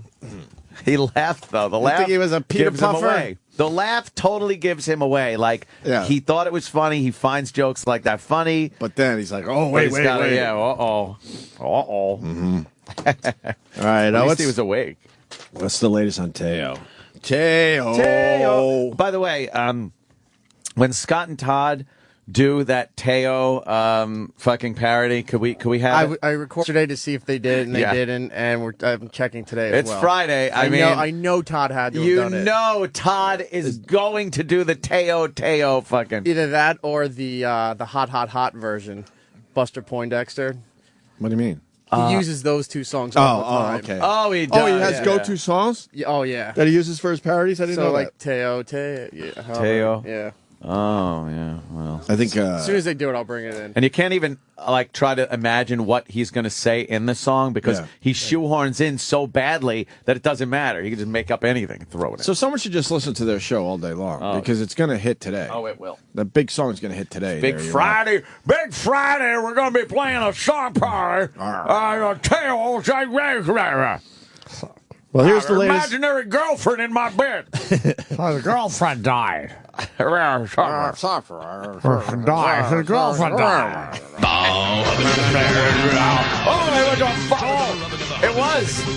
It was one of their fucking phone pranks. What are they, the scam? What? Phone scam. Te'o, victim of one of our phone scams. We called him up and said it was a girlfriend. And then she died. So she had leukemia. My friend had leukemia. Oh, Margie. Here's the latest on Te'o. She fought so hard, Margie. she had the leukemia. Latest on Te'o. I guess the Te'o guy was supposed to talk yesterday. Very suspicious that he did not. He needs to talk. Yeah. Because his stock is going down drastically as far as the NFL goes. Oh, yeah. There's a lot of people thinking he's a whack job and maybe they shouldn't take a chance with him. So if he's the victim of a hoax, he's got to get himself in front of some cameras. Certainly does. And keep pushing that point. But he was supposed to sit down for an interview with ESPN. He did not. I think Travis was telling me the guy that was going to interview him for ESPN is a no-nonsense type of guy. No nonsense? There wasn't going to be a lot of fluff. He wasn't going to allow him to just, answer the questions without a lot of follow-up questions. Wow. So I think maybe some are saying Te'o panicked a little bit. Yeah. He's getting together with his people and trying to figure this shit out. Well, we'll see what the future brings, but I think it's going to bring homosexuality. Yes, either that or he's going to do something drastic. Like? I don't know. Oh, you think he might? I don't know. Uh-oh. You never know. The disgrace, the public disgrace. Oh, public disgrace is so fucking bad. Sports Illustrated released the full transcript of their interview in September with Te'o about Lene. In it, Te'o clearly had a hard time explaining how he met her and how she died. Mm. He's in on this. Yeah. He's so in on this. Yeah, how do you pretend you don't know your own girlfriend? Of course you do. He's full of shit. Yeah. He's full of He's shit. lying. But why? That much in love and he doesn't visit her in the hospital. Come on. He's probably a combination of a homosexual. This is a guess. A homosexual and a compulsive liar. Or just a crazy attention whore, compulsive Well, a lot of liar. his teammates saying he loved the attention. Do you suck dicks? Do you suck dicks? Do you suck dicks? Oh, wow. Loved the attention. You got the whole stadium feeling bad for you. Yeah. He loved it. So he kept going with it. On how they met. We met just she knew my cousin and kind of saw me there, so just kind of regular. That's his exact quote from the Sports Illustrated transcript. When asked how she died, it was just so sudden. I don't know the details of it. It was just a surprise. How did your girlfriend die? How's it a surprise if she's suffering from leukemia? There's not a surprise there. Surprise. I know people come back from leukemia, but how is it a surprise? Maybe on their first date, he said something about leukemia, which she deemed negative. So, maybe he said, I don't care how hot a girl is. If she had leukemia, I wouldn't put my dick in her. He just said that for no reason during a movie. No reason. They were watching a Jennifer Aniston movie, and he's throwing popcorn in his mouth, and he just blurted that out. I'd never fuck a chick with leukemia. Blood cancer? Nerds to you, I'd say. And he kept eating popcorn. And she filed that away in her mental Rolodex. I won't be telling him. It was sudden. As we go through the latest facts, this one's fucked up, too. These are all fucked up. He never received any of the letters Lene wrote her. Never It received. says wrote her, so wrote him. Wrote obviously. him. Yeah, so she's writing the letters because he said she wrote a lot of letters, but he never saw the letters. Instead, this is how fucked up this is in this day and age. Instead, they were read to him by family members over the phone, or a photo of them were sent to his iPad. But if a photo of them were sent to his iPad, why didn't he read them? Oh my! Can he God. read? Or is he gonna? Is she gonna get all the letters back like Forrest did? Yeah. when he would write fucking. Because Jenny was a fucking whore. Yeah, she wasn't taking cock. She was standing on a ledge. She was writing. No one writes old school letters anymore. You would write an email or a text or a text. That's your letter here. This is such bullshit. No one hoaxed you. You No. dumb apostrophe. Yeah, stupid name. He still trends on Twitter. That's pretty amazing. Everyone trying to figure out how to fucking write his name, and it still trends. I know. That's amazing shit. Teo claims he found out Lene was a hoax on December 6th, yet 2 days later, this is a fact, by the way, yes, he gave an interview online about his grief over her death. So after he even knew. He finds out it's a hoax. Yeah. And then 2 days later, still going with it. How did he find out it was a hoax? Did he say? He spoke about her again on December 10th in a newspaper interview. I don't know. Because that's all fucking shady. This guy's full of turkey. Oh, boy. Notre Dame classmates and teammates. We were wondering about this yesterday. Thank God there's some sane people that go to that college. Speculated that Lene never existed, but never aired their suspicions publicly. Because he's a big fucking deal on campus. I knew a guy who faked leukemia. No. I knew yes, I do. He was a guy I knew who was a sober person, let's just say. And I'm out. If he faked leukemia, and he would share about it when we were all in these particular places together, and we would talk about having leukemia, and he would talk, and a part of me would go, "She's full of shit." Oh my God! You knew it. Full of shit. Yeah. It was a nagging instinct, and I felt guilty about it. And then me and a friend of mine were talking, and we just kind of got around to it. We're like, Bill, yes, he's full of shit. Wow. I think he's full of shit. And there was another guy we knew who actually did have leukemia. Wow. Who would talk about this other guy and get emotional. Oh, God. And he had dug himself in so deep. Oh. And then he finally had to come out and admit to people, that he didn't have it. Wow. Oh, it was awful. But you feel like an asshole even bringing it up that he's full of shit, right? At the time? You felt guilty thinking it. Of course. It felt so uncompassionate. But you just knew, huh? Instinct. There was something he said. We all believed it, and there was just something he said one time, and I was like, Was it a Tucker Max situation? I don't remember what it was, but yeah. He said he had cured it with Tic Tacs. And Jimmy said, I think he's lying. Yeah. Or he said, no, he said something about the first time I met, he called him Louis Chemia. Louis Chemia. Louis Chemia. I go back to Tucker Max because that day when we all realized at the exact same time that guy was full of shit in lying. Our humble opinion. Yes. Our interview with him got a lot of attention recently. Because there's a guy that's obsessed with him. That is another writer. I think I didn't know this guy and thinks he's full of shit.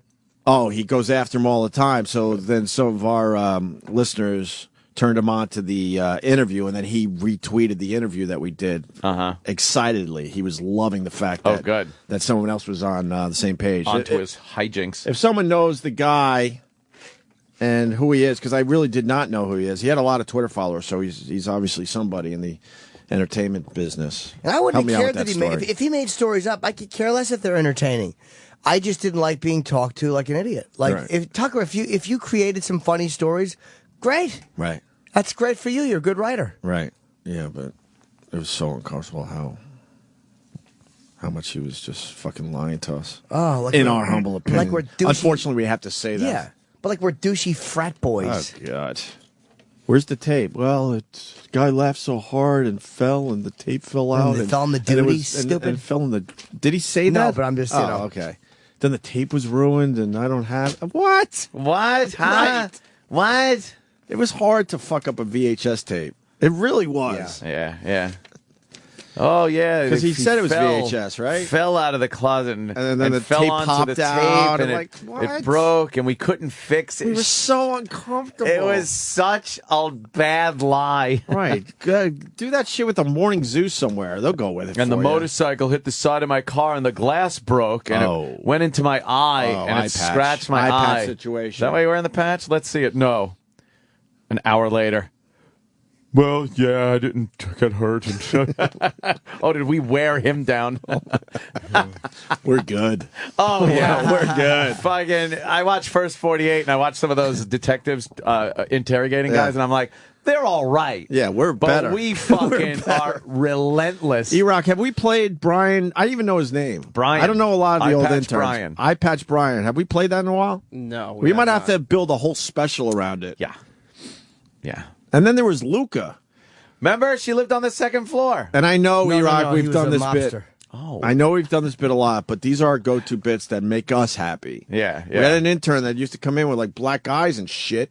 And next thing you know, she never came back. Yeah. We don't even know if she's alive. Don't know what happened to her. Well, don't forget, even more recently over at XM, you had that intern from Michigan Oh, God. who was remember writing him? as professor. So why don't we do a Teo special? Said he met Stallone. when Yeah, he was on the show. And he was Yes. just weird. Oh, that guy. Yeah. What was his name? Adam. I think Adam. Yeah. He referred to you guys as, quote, the talent. Yeah. Yeah, he would write his old professor about, quote, the talent. Right. That's his email opener. Talked about how he was meeting people and everything that wasn't happening at all. Can we build a special? Yeah, we did it before, but Oh, we have? Yeah, Did we we? can do it again. Look at us. And then Harry, who sent in his own request for his own bits. Oh, feedback. Yeah. But Travis found the feedback left open in the back. I forgot about Harry. I called him a lying sack Of cunt. of cunt. Yes. You didn't like Harry? I hated Harry. I hated I Harry. think he was the one that was stealing the change off your desk. I too, think right? so. Yeah. Harry. And then the other, we had another intern. I know we've done this bit. And there it's was too fun. There was a rule that the interns had to fucking stay off of like Twitter and Message shit boards. and message boards, yeah, and talking about the show and us and shit like that. And this one guy was like through DMs getting through to my girlfriend at the time, Right. and DMing her that he was an intern on the show and everything. Really? And she told me, and I'm like, dude, what are you, an asshole? What the fuck? I remember you calling him out at K-Rock. Yeah. I forgot his name, but I don't remember which one it was. just little lying interns. And then we had the one who we got the lie detector for. Oh, that was Derek. Derek. Oh, Derek. What did he do? He was a weird one. He said he got mugged like Oh, yeah. 150 times. I actually follow him on Twitter. And do you? He's harmless. Remember, we used to catch him. He would call this show and Ron and Fez show under various names. Yeah, after his internship was over, he had such a distinct voice that he would call this show and Ron and Fez, but he would use different names, but everybody knew it was him. Psycho. Yeah. My favorite, though, and he wasn't a psycho, but he might be my number one. And it's not gonna. No, it's not David. I'm sorry. What? Is English Bob to this day makes me laugh. Hi, bub. And there goes, boom. He just looked British. He looked British, so we refused to talk to him unless he came in with an English And his accent. fake We're such British accent was dicks. so bad. Look at Hey, boop. Here comes Boop. That's your favorite intern of all time? Just because of how ridiculous it was. That was He did crazy. nothing. It was just ridiculous that we put him through that. Oh my God, that's right. More Teo facts. The woman whose pictures were used to depict Lene was revealed to be 23-year-old Diane O'Meara. Lene. What do we know about Diane O'Meara? Nothing about her on the fact sheet. She's 23, I believe. Yep. She lives in California. They said she's from a good family, and her pictures were just used. Her Facebook pictures were used. Like she just wakes up and goes, "Hey, look, I'm on TV. I'm in this story." Holy shit! Wow. Yeah. So she has nothing to do with it. I don't believe she There's has no anything real to do with connection. it. Yeah, no. Just that they grabbed her fucking picture. For I this. guess so. Whoever hoaxed this poor fella. But he doesn't Skype with his chick. Like, No, why it's would such ya? bullshit. 4 years. Why would you fuck her in 4 years? It's such bullshit. Yeah. Oh, I've been duped before. It's horrible. Yeah, there's some catfishing that is happening all around us, but this guy, like, fucking, it's bullshit. He's in on it in some way. I never said I love you without a voice confirmation. U.S. Weekly claims that alleged mastermind. Wow, this name is brutal. You want to try this name? Alleged mastermind. Read that name. Let me see. Where's the alleged mastermind? Right at the top there. Producers, yeah. Whoa. Ranaya. Zelwyn. Chulasosopo. Yeah?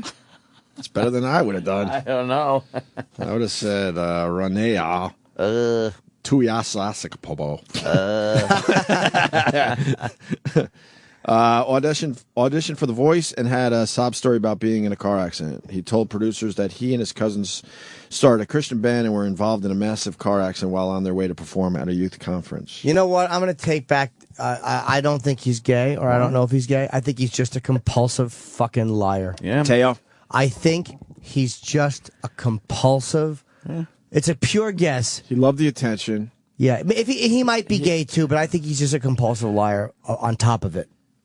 He wanted to probably portray he's a really good guy. Yeah. Maybe he's not a good guy at all, and just built this fake fucking life for himself. Just one of these fucking creeps who ran. You ever see these people that they lie for no reason? He's a great college football player. He's a good player. What position? I mean, linebacker. He was runner-up for the Heisman. We're talking about pretty much the best player in college football this year. Right. Some would say. So will he get a? It's creepy. Will he get a career? Do you think? Well, they said, like I said earlier, they said his prospects are dropping, and I quote, like a rock. He was supposed to go around 6th, and now they're saying, we don't know what the fuck's going to happen. Imagine to you this guy. screw up your whole career like that. Someone will take the chance. I mean, the NFL. I mean, Yeah, they don't give there's a a lot of kooks in the NFL. Yeah, it's true. Yeah. Oh, man, that's crazy. An unnamed source at Notre Dame claims that the school wanted to go public with this story last week, but Teo's agent did not. Oh. So they're all trying to get their stories Horse with no name together. The athletic director's he's gonna look like a complete idiot soon. Yeah. He was completely supporting Teo yesterday or 2 days ago. Well, it's like all the people that supported Lance Armstrong. I mean, there were people that really supported him vocally and attacked people and you know what I mean? And it's embarrassing. Totally embarrassing. They just are going to left hung out to dry. That guy, the guy from the school, it looks like such an idiot. Yeah. Who? The athletic guy. Oh, yeah. He's going to look like a complete fool. But it seems like those guys are just dumb. Yeah. They're not in touch with, like, social networking. Right. Because why wouldn't you just go, well, wait, you had an internet girlfriend, but you never really saw her? They're just so confused by the internet that they're just thinking, I'm sure they can be bamboozled. And then you try to make believe he's an expert. I don't know. I want to point to this catfish. There's a documentary, like he was an expert, but he just heard about that right before he went to the podium. Catfishing or Catfishing. something. You might want to see the documentary that was made on that. Yes, because they catfish these people. And then while they're not fishing, they're doing these things online. Do we have the athletic director? It might be worth replaying today. Because I really do think he's going to look like a complete idiot. Athletic. You got that, E-Rock? I don't have it in front of me. I think it might be on the You're table. fired. You're fired. You're fired. You're fired. Donald Trump. Fuck you. You're fired. What a bunch of fucking pricks. It's hilarious. Good job by Deadspin. Oh, yeah. Fuck you. Donald trying to get himself in the story. Congratulations on your story. Right. Breaking the story. Donald, fuck you. Right. Fuck you. That really is a funny fucking Oh, it's response. hilarious. Because they all knew what he was doing. Hilarious. Tries to connect himself to a lot of shit out there. Here's the athletic director, Jimmy, from a couple days ago. It's just uncomfortable to listen to. On the morning of December 26th, very early morning, Manti called his coaches to inform them that while he was in attendance at the ESPN Awards show in Orlando, he received a phone call from a number he recognized as having 8675309. been that he associated with Lene Kekua. Oh. And when he answered it, it was a person whose voice sounded like the same voice he had talked to, When? who told him that she was in fact not dead. I'm not dead. Manti was very unnerved by that, as you might imagine. I will let him again talk about that and his reaction to it. Huh? But he maintained that secret vis-a-vis the members of the football family until he called the coaches on the morning of the 26th. Ah. They promptly reached out to me to inform me of this That my shocking linebacker piece was a of news. lying sack of shit. And a retard. And I arranged to meet Manti upon his return to campus. Manti. And did so on the afternoon of the 27th. His brother Bo. What I love about this guy is so over his head. Yes. He's so over his head. He really He's is so over out of his his fucking league, too. He shouldn't be there. Yes, and their cousin Skinny. You know, and his uncle put on your goddamn. And Hog. So stupid. This fucking This guy. guy's full of shite. He really is full of fucking malarkey. Another guy that just wants to believe that his star athlete that they're all proud of, Notre Dame extremely proud of what Teo has done. He just doesn't want to believe. They're so that willing the guy's to a sweep kook. so much shit under the carpet in these schools to keep their sacred football players and football program rolling, you know? The one thing we definitely know Question is it. Teo is a kook. Right. Either way, he's fucking a weirdo. And he's a liar. He's obviously a liar. Maybe not. Why? I don't know. I'm just leaving. I think he's a liar because he doesn't have. He's definitely a kook. He knew about. Oh, yeah, there's this proof that he girl, lied at this point. You're right. And he is a liar. said He's a liar and he's a kook. That's being dishonest. Right. The athletic director continued. And a decision was made to engage an independent investigative firm to see if they could determine what was at the nature of what increasingly appeared to us to be a sophisticated hoax. We received a final report from them on January 4th.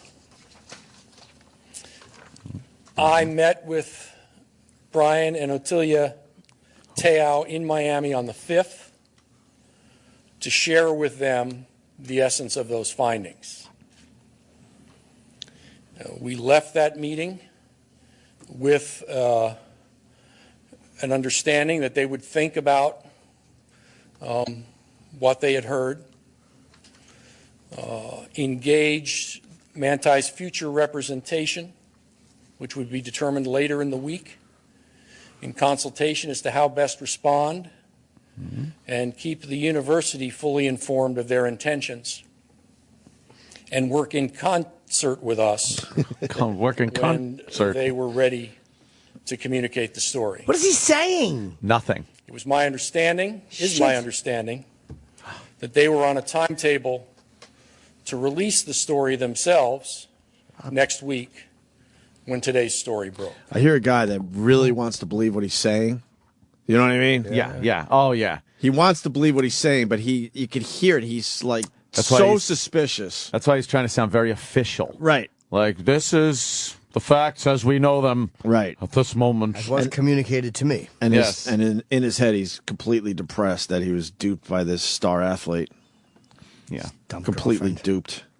Here's where he talks about catfish like he's an expert, but you can tell like someone just told him about it right before the press conference. Yeah. Can you say what you've seen or what the investigators saw that would, some people, obviously who don't know the whole story are going to question whether Manti was behind the hoax. Yep. What have you seen that would prove that it could not be the truth? Well, there's several things. One is I would refer all of you, if you're not already familiar with it, with both the documentary called Catfish. Catfish. The MTV show, which is a derivative of that And a genuine catfish I have here. Doesn't know what it means. There's a guy that has no idea what the documentary's about. He pulls a live catfish out of his pocket and is flopping. Here is the reason for the hoax. These things are surprisingly good on Twitter and Facebook. Very clever little creatures. They use their whiskers to type. I got bamboozled from a catfish from Nigeria who once told me I had won $10 million and needed to send them my bank account number. It's long, but it's true. And the sort of associated things you'll find online and otherwise about catfish or catfishing. Fishing. It is. I'm a hunter myself. A scam. Probably revealing my television watching habits, but was covered by Dr. Phil extensively recently. That follows the exact arc of this. Right. Arc one. And it's perpetrated with shocking frequency for me. Shocking as an older guy who's not as versed in the online world. Oh, you're not? And it is. Well, why don't we look at the transcripts of someone not very versed in the internet? Yeah. You said you wanted to have sex with a 13-year-old girl. I brought condoms. What about this catfish? And he brings out the fish that was like Big Pussy in The Sopranos, and he watches it sing. It talks. It sings. Yes. These things can sing. Why can't you be versed in the internet just because you're older? What's wrong with these people? I'm scared of that intertubes. And it is just as this one: an initial casual engagement, a developing relationship online, a subsequent trauma, traffic accident, illness, and then a death. And as hard as it is for me to get my arms around this, there's apparently some sport in doing this. I said that yesterday. Successfully. So that was one. We sort of found this external guidebook, if you will, or platform for doing this. Two were the internal consistencies, right? As we probed, asked questions, wanted to make sure it all lined up with what we knew independently, the facts as we understood them. We're very comfortable with the consistency and how it all fit together. He's not comfortable. Thirdly, our investigators, through their work, were able to discover online chatter among the perpetrators. Chatter. Perpetrators. Was sort of the ultimate proof of this, the joy they were taking, the sort of casualness with which among themselves they were referring to what they had accomplished and what they had done. Now, where is that? Yeah, what is that? Why wouldn't you bring that to the press conference? Right. Yeah, how about a fucking chatter transcript? Right. Yeah. Let's see the chatter transcript. Right. Because that pretty much says, like, oh, look at this. Yeah. There's people that are Sounds bragging good, but let me about see it. it. And, Right. yeah, where is that? We saw some chatter. It said something like, no batter, swing. Swing, no batter. Let's hear some chatter out there. I hated that. Let's hear some chatter, The Brian. no batter shit? I would always just move my lips and never chatter. No chatter. I would never chatter. Were you ever the victim of an easy out? Easy out. I was They're all never just not. Easy out. You don't want to be easy as out, you're guy. walking up to the plate. That's embarrassing. Come on in, guys, and they should wave the outfield Easy way out. in. Easy out. This is what's going on here. You know, when you get a star athlete like this, it's everything to a university. Yes. You know, you go back to the Paterno thing, Joe It's their bread Paterno, and butter. and then it's deeply depressing when it all starts falling apart in front of your eyes. Yeah. This guy's trying to hang in there, but you could hear it in his voice. He's like, Yeah. all right, we'll have to go with this because that's what he's saying, and that's what our investigators found out. But Yeah. of course, the investigators they hired would probably lean toward trying to protect the image of Notre Dame, don't you think? Yeah, of course. So that's the latest on Teo for now. Does he speak today? He's got to talk. He's going to have to at some point. Or although I still think it's going to be a released statement through a representative, and then he'll go into some kind of rehab, because that's the general fucking direction these things go in. And then he'll go to rehab for personal issues or something. You think and they'll ask the press, "Hey, please give him his privacy." Yeah. So the Tiger Woods thing. So you think he's just going to come out and admit that he's part of this? What initially started as a deception against me turned into something I never intended it to. Yeah. I'm going into rehab. You think he might have been duped at first, but then thought, this is great for my image, I'm going to go with this? I think he created. You think he's all in from the beginning? Yeah, I'm thinking he or he got in created it. somewhere along the line, I and then kind of just it got ahead of him, and he said, "Fuck it, I'm just going to go with this." I don't know. Yeah, it's weird, man. It is weird. I haven't heard him talking about her though. Oh God. Well, we played a lot of his clips yesterday. It was just really uncomfortable. Is it obvious that he's lying, or only in hindsight? He's pretty good at it, but that's why I think he picked, his grandma dying and the girlfriend dying, so it masks, the bullshit, because there's real sadness because he lost his grandma. Yeah, so he was able to cover up, it's like, wow, his girlfriend died, and he doesn't look like a guy that is grieving. But the sadness you see in his eyes is because he lost That's grandma his grandma. sadness. It's grandma It's sadness. the grandma sadness. He's got grandma sadness. What a bum. That ain't girlfriend sadness. He's a bum. There's some. I don't. What a creep, right? What a I'm not fucking lying. creep. I'm not lying. God, that's psycho too. Oh my God. What a pesterer he is. Do you see Oh. how he pesters that girl online? I know, yeah, and I started tweeting her. It was hilarious. I Jimmy's just couldn't. I tweeting. had to tap out after a while. Who are you talking about? This girl, Bobo. Katie, Bobo's girlfriend. The Bobo. The Bobo. Bobo? Yeah. Bobo. Bobo. Yeah, I just want to say I'm sorry about the... Bobo, do you have a statement to make, Bobo? Are you are you the victim of some catfishing yourself? Yes. What is there catfishing going on? Or is this a real relationship? Yeah. Comment, Bobo? No, I'm not the victim of anything. All right. So you really do have a girl God. that's, just for the people that don't know, you really have a girl that's interested in you from, what, across Twitter. the pond? What's her name? Katie.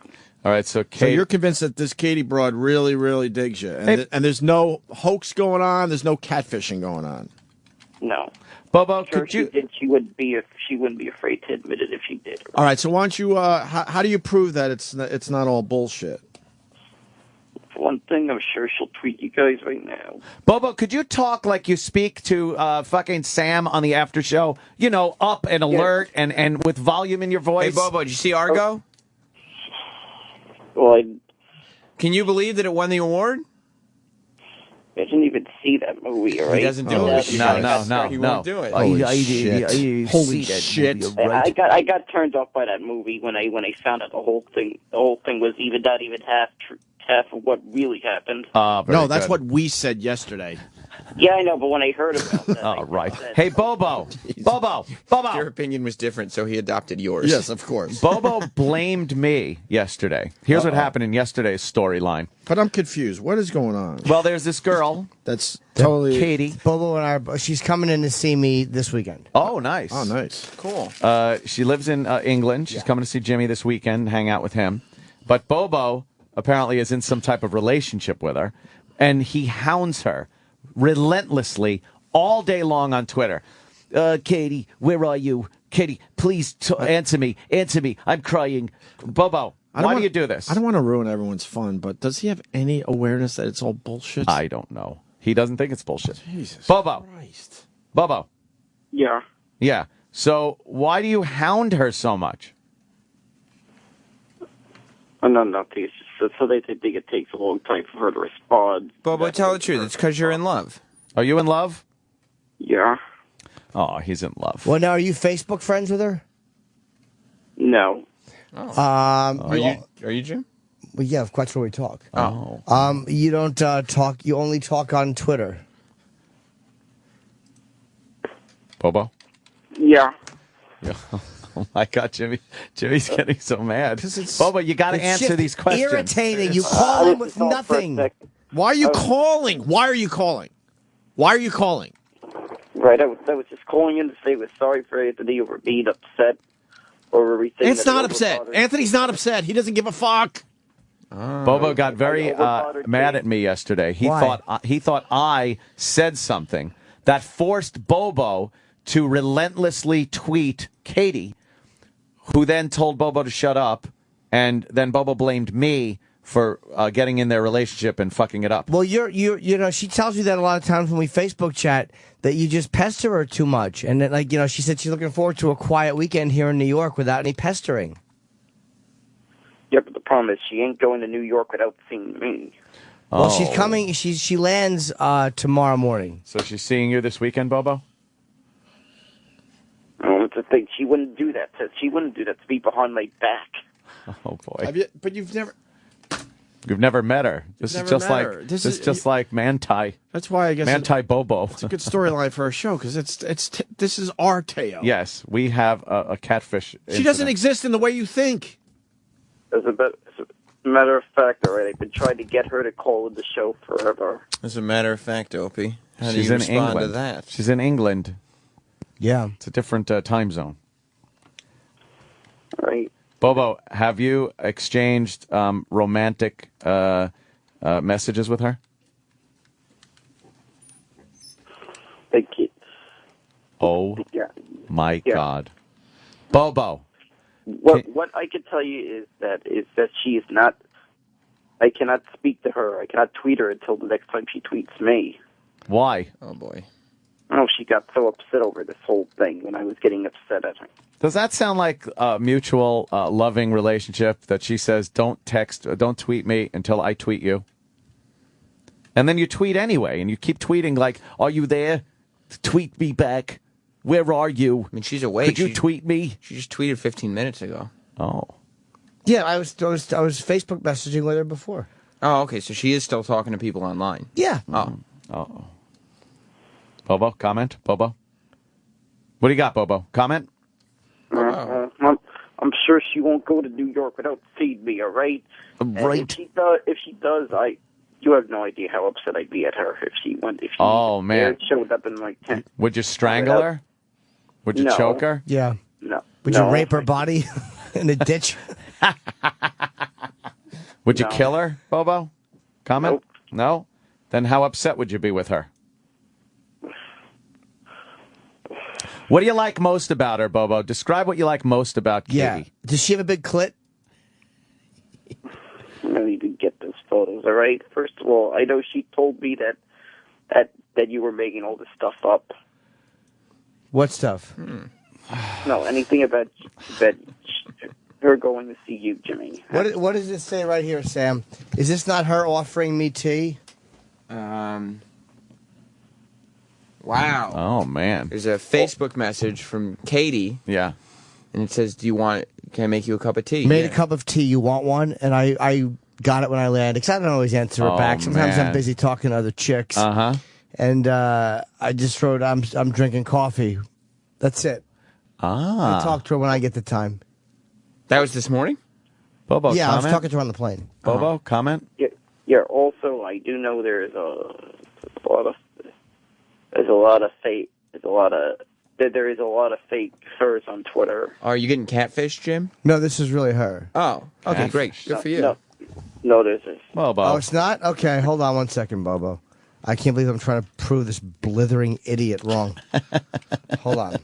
Let me see. Now, Sam, are you going to tell me that that's... Bobo? Yeah. I mean, that's absolutely her. That's her. There's pictures of her. She's got wrestling photos up on her page. She's a big wrestling fan, Big Bobo. wrestling fan, so... Yeah. Yeah, that's her. These are all her... Yeah, no, that's her actual page. That's Bobo? not a catfish page. That's her. Bobo? That's comment? cool, Jim. You made a friend. Yeah. Made more than a friend. Oh, really? Uh-huh. Overseas, really cool, then. little overseas relationship there. Yeah, why not? Wow, that's pretty cool. It's awesome. Yeah. Bobo? Yeah, All right. whatever, right? She only talks to me on Twitter. She this for that reason. I don't know. I guess maybe because it's enough I talk to her on Twitter.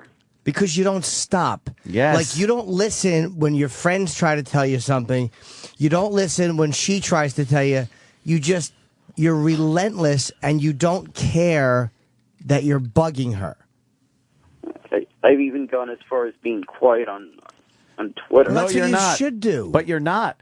You're quiet for like 10 minutes, and then you let out like 15 more tweets about where are you? Talk to me. I'm very upset. When are you going to get back to me? Get back to me. Where have you been? Where are you? It's like relentless. Looking at her Facebook page to see Yeah. recent activity. Yeah. Katie is now friends with Jim Norton. Yeah. What do you think? Bobo? Why aren't you Facebook friends with your girlfriend? All right, it's already enough. I talk to her on Twitter. It's not that intimate, Twitter. How are you two boyfriend and girlfriend and in love if you've never even seen each other or talked to each other in person? You've never talked to her on the phone? No, she says it's enough on Twitter, and plus all the expenses and stuff. So how do you fall in love with a girl when you don't even talk to her, Bobo? How do you know what her voice sounds like? Yeah. What if it's like this? Oh, Bobo! How are you? Oh, I love you, Bobo. Well, that wouldn't matter. That wouldn't matter to me. That wouldn't matter to me. Just endless blathering tweets to her. What do you like about her the most, looks-wise, Bobo? I just think she looks great. What do you like about her? That fiery red hair? Yeah. Those big eyes? Her ass and pussy? Yeah, it's just that some reason, something about that hair and that face. Yeah. You want to see it over her back, right? While you're just fucking bag deep in her pussy, right? There's just a pre-cum all over her, like an explosion at the Crazy Glue factory. I think of that when I look at her. Here comes the pre. I think of what it's going to Yeah. be like to hold those British hips You're and planning on- give her a good rogering. Rogering. We're going to shag. Are you planning on doing that? Yeah. Oh. Yeah, I'm going to give her a good rogering. Yes. Tell her I'm feeling randy. Get down there and smell my oniony crumpets. Are you going to stick your twigs and berries in her mouth? You bet I am. I'm going to shoot some fucking English breakfast tea all over her back. Fucking. Would you like some cream with that? I'm going to put my dick between her giant fucking Ferris wheels.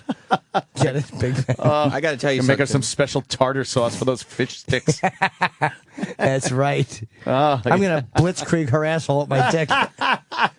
Bobo, if they were talking about my woman like this, yeah, I'd be fucking pissed. Bobo? There's no way I would let Jim talk about my woman like that. That's right. I made an agreement not to get.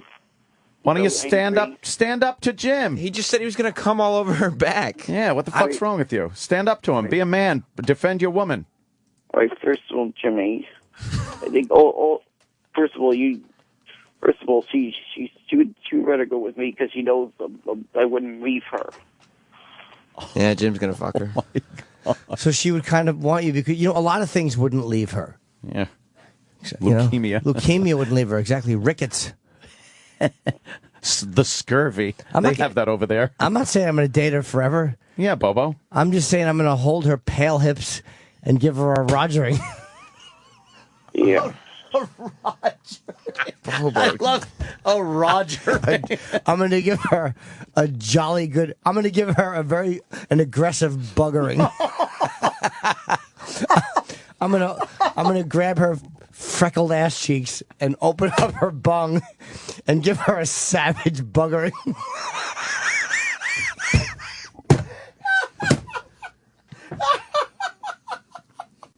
Bobo, you won't leave her, but you'll allow her to be disrespected like that? Yeah, or angrily buggered. They're fucking her face in a. I'm not even going to put her up at a good hotel. I'm going to stick her in one of those bedbug hotels. Give her a good fucking rogering and send her back to her room Carter. to get bitten. Yeah. Send her the Carter. Yeah, make sure you leave your fucking suitcase on the bed while you're over my place. Bobo, you're going to let Jimmy get away with this? He's definitely disrespecting your girl. She's going to hear this and be thinking, oh, why didn't Bobo defend me? It made me sound like a fucking a whore. If Jim said he was going to bug her, Jess, you know what I'd say? Oh, man. I'd go like this. Fuck you. Man, that would be harsh. Well, Jimmy, you're just making me upset at you, all right? Right now it's freaking making me freaking getting annoyed to even look at that freaking poster, that Jim Doran poster in my room. He's so annoyed at you that he can't look at the poster of you that's in his room. Why be mad at me? When you rip it up at least? I like At least take it off the wall. Really? You don't need to take my poster down. I'm removing that frame. It's somewhere in It's framed. the closet. Do not remove that frame. I want you to look at that and just think that I'm treating your girl well. Yeah. I'm not going to hurt her. It's going to be a good hurt. Bobo, think about it this way, Bobo. You might love her, and she might even have feelings for you, but you really can't give her the rogering that a professional like Jim Norton can. Yeah. So just, you're okay with him, having sex with her, and then you having, like, the relationship part, right? Yeah, you can hold her hand after I give her an anger-driven rogering. That's okay, right? No, I mean, even if she did it right, she'd feel freaking bad because she'd know how upset I'd be. I bet Jim wouldn't make her feel bad. No, Jim would make her feel good, right? I'd make her forget you were alive for a good 2 minutes. You can't, because, Bobo, face it, you're a virgin.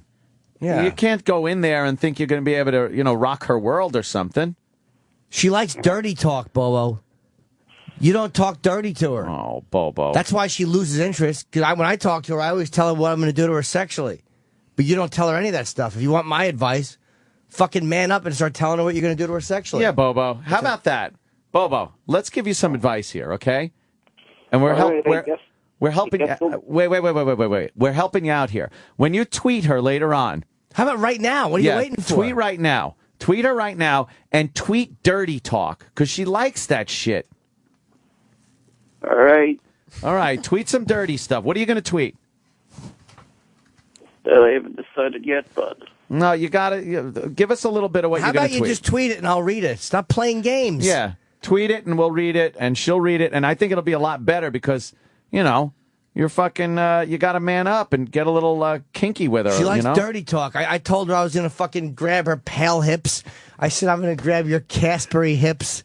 And I'm going to shove it right into your undoubtedly hairy fucking box. We'll probably say something like it. Admit it. You want the memories of me taking it up the shitter when you visit this country. Yeah, but don't tell me what you're going to say. Just write it to her. Just write it. That's pretty good, though. She likes dirty talk. That's what girls like.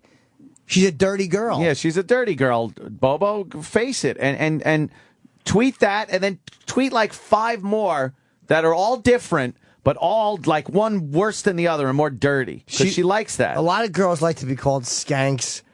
Yeah. Whores. Yeah.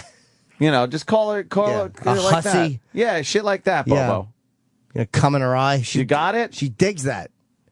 All right, well, I'll do that, and you'll probably hear an update about it. Well, all right. Do it now. What are you waiting for? You're playing games. Well, as soon as I hang up in this call. All right, well, we'll hang up with you now, and then we'll Bobo. update the country on what you're doing. We're going to check the Twitter feed in a while, and if you don't do this, Jim's going to fucking steal your girlfriend away from you, so you better man up. Yeah.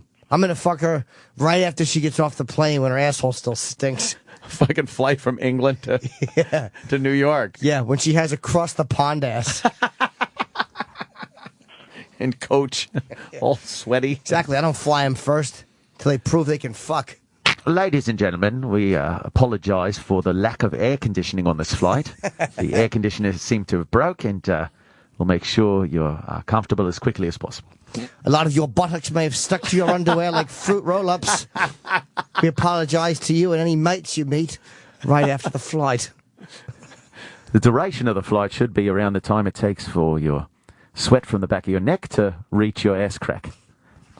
There'll be plenty of it. Why am I Australian again? I don't know. I can't do a fucking bloody well English accent. It always turns into Australian.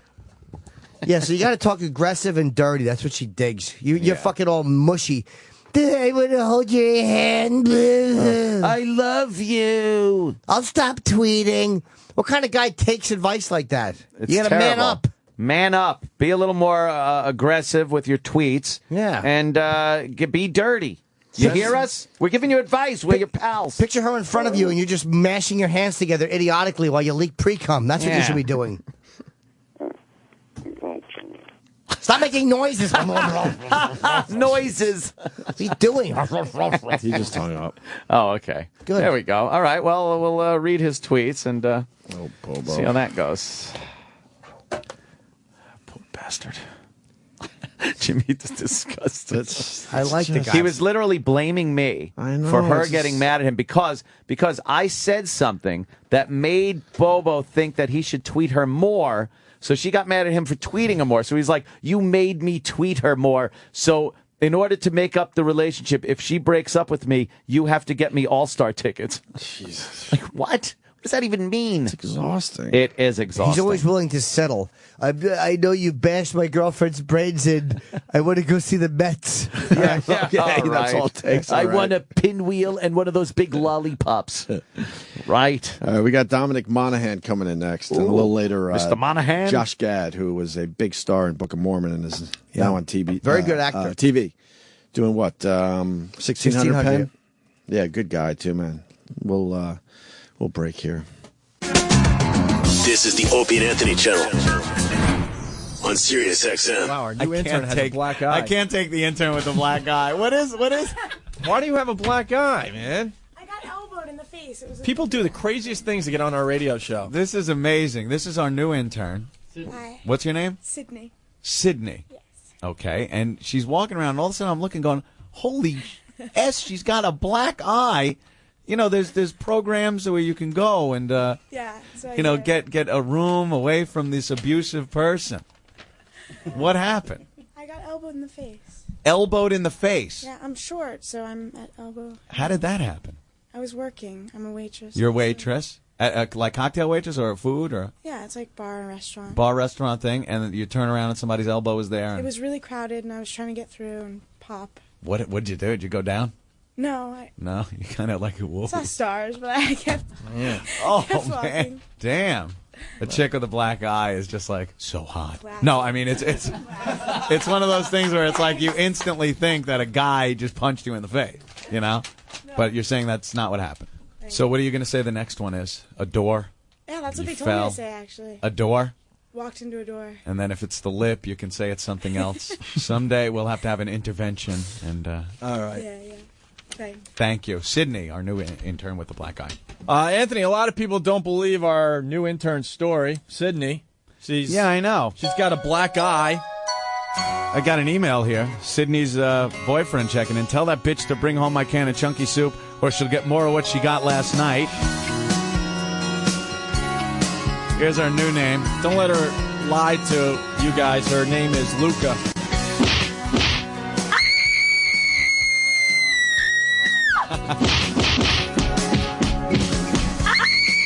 My name is Luca. I live on the second floor. I live upstairs from you. Yes, I think you've seen me before. You hear something late at night, some kind of troublesome kind of fight. Just don't ask me what it was. Just don't ask me what it was. Just don't ask me what it was. I think it's 'cause I'm clumsy. I try not to talk too loud. Maybe it's because I'm crazy. I try not to act too proud. Shut up! Only Shut up! till you Hey, man, I'm not her boyfriend. after that, you don't ask why. You just don't argue. Virgin. Just don't argue anymore.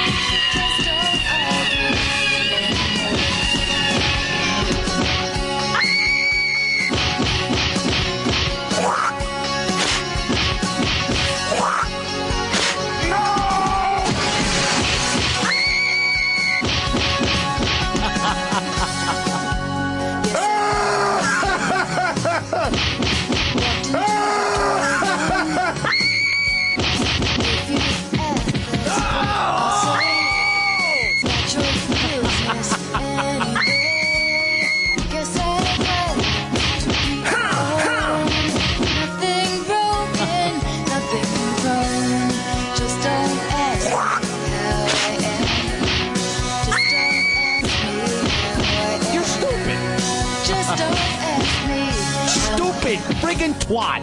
My name is Moron. on the second floor. Stupid friggin' twat. I live upstairs from you. You're a friggin' moron. Yes, I think you've seen me before. If you hear something late at night, You're stupid. some kind of troublesome.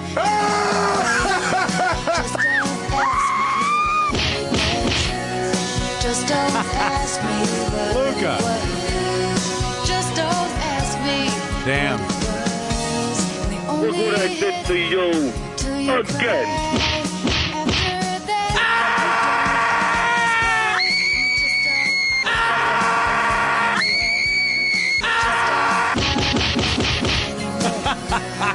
Just don't ask me. Nicey nice. I'm over here now.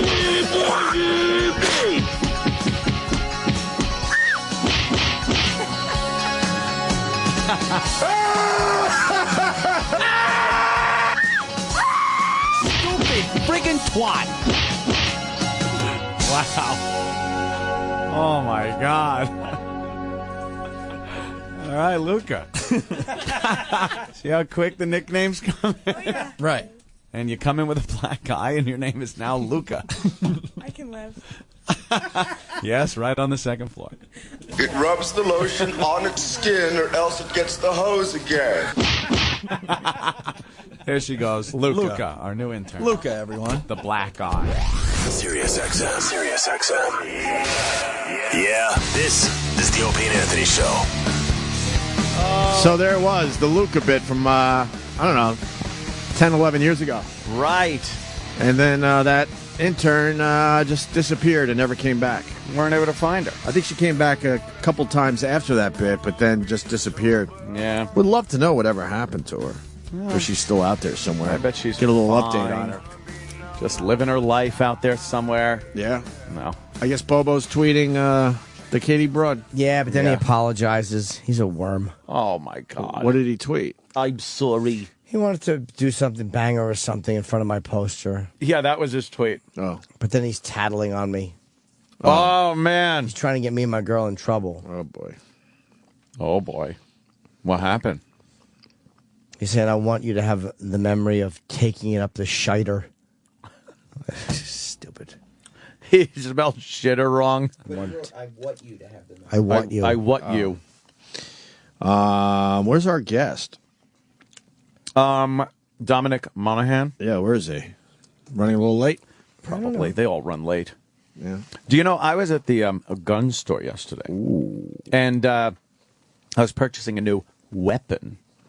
One that would be compliant for me to carry here in New York City with the new magazine restrictions. And through my journeys at the precinct, which the normal line usually takes about 15 minutes, 3-hour wait to get the forms you need to buy a gun. Because you got to pick up forms every time you want to buy a new gun. Right. You got to pick up a certain form. That was before all the pay new- them $10. Yeah. This is old stuff. But now people are in there. Like there's a huge line of people getting their pistol license. Like everything from first walking in and going, "How do I get a gun?" to people that have had their license for years renewing, and people getting purchase forms to buy weapons with. And through my journeys yesterday, I did hear tell something from a very well-placed source. That this legislation that went in place for New York that bans assault weapons and has a 7-round limit on magazines, there's some amendments being drawn up. Because this was written so quickly and so haphazardly and slid through at midnight while everybody was sleeping that there is some type of precedent for to appeal this and to take it to court. So there's amendments being drawn up right now, one of which is a little oversight they had. Just a small oversight. Law enforcement was not exempt from all of these rules. It's not in the fucking rules. So if you're a cop, and let's say you're on the job. On the job, you're okay. Yeah. So let's say you got your 9mm, carries 15 rounds. Now, all of a sudden, you're off work. You're driving home. You are now a felon. You're now a felon. Well, that was obviously a fuck up, though. I would assume, but again, it's because they rushed this through so quickly to fucking sneak it in. Ah, do you think the government's sneaky at times? Yeah, well, Sneaky maybe. Pete's. Maybe. You think they're sneaky Pete's? Maybe a little. So the first amendment they're working on is the law enforcement exemption. So they'll be exempt. They'll be able to carry whatever they want. The second exemption I'm hearing about, amendment that they're going to do, or they're writing up anyway, is 10 rounds instead of 7. So they could kick it right back up to 10 rounds and 10-round magazines, which would be a lot easier for people instead of the 7-round shit. So that's what my well-placed sources are telling me, that we might get away from this 7-round thing, and it could be 10 rounds. There you go. And by the way, I picked up a Glock 36, pew pew, which holds a magazine of 6, one in the chamber, for a total of 7 rounds of 45 caliber ammunition. And yeah, there we go. I got to take it to the range. Plow, plow. And I'll carry 10 fucking magazines on me, by the way. So I have What are you gonna read? hundreds of bullets. Oh, so you're allowed to have an unlimited amount of magazines? Yes, that's another thing. You can have. You're only allowed 7 right now, or 10 if they pass these things, and then you could carry as many mags as you want. And how? I really don't know. So how quickly could you switch mags out? Seconds. Oh, God, Not- so if that, I could change a mag in fucking like probably 2 seconds. So it's just a slight hassle. Yeah, yeah, Really? yeah. That's ridiculous. It does nothing. Of course, it does nothing. All right. That's your gun legislation update for the day. I could change a mag in like a fucking half second. You can? Oh, yeah. Pretty good. What kind of gun? Fucking 45. Yeah, what make though? Yeah. Yeah. Fucking 45. The Eagle. Desert Eagle. Oh, you got a Deagle. Yeah. Yeah. You make them in 44. Fuck yeah, I got a better one. 57 Magnum. 50 cal. Yeah, whatever. All right. Yeah, sounds Shoot good. them all. I'm happy for you. Speaking of guns, front page of CNN, Bloomberg, fewer guns means fewer murders. No, it doesn't. Never has. What about Chicago? Well, that's... And New York. New York's got some of the best gun legislation. I think they asked him or about hardest. Chicago, and he was basically saying, they need better fucking police up there. Oh, is that it? Mm-hmm. Right. Good old Bloomy. Bloomberg. Yeah. He's an idiot. He's an idiot. He's just trying to do the right thing. For his people. Well, that's nice. Well, we can't really start anything because Dominic's going to be here any moment, right? Yes. Is he signing in? Do we know? I don't know. Roland said less than 5 minutes. We had a stutterer on American Idol. Oh, last right. night. We could do that. I kind of want to hear that. You do? Yeah. Because I don't watch American Idol. I haven't for years and years and years. And I hear it's just dropping off like fucking crazy. Ratings down 19%. Terrible. From last year. 19%. And I think last year was down from the year before that. There's so many shows now. So they're kind of in a bit of trouble. They thought Mariah Carey and Nicki Minaj there would get something done, but so far, not so good. And this clip is fucking going viral today. As it says here, they were going for their Susan Boyle moment. Oh. One of And these, it didn't work. Where you don't expect them to be a great singer. Yeah. The guy has a horrendous stutter. It's really bad. Oh. And listen how out of touch Mariah Carey is here. If we get this to work. Oh, boy.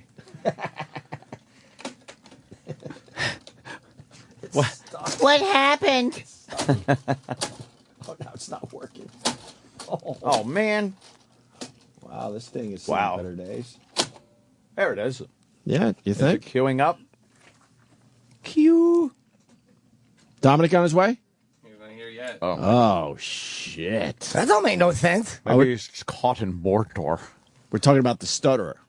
Yeah. The stutterer. Maybe he went back to the island. And Mariah Carey just out of touch. Completely. The show is horrible.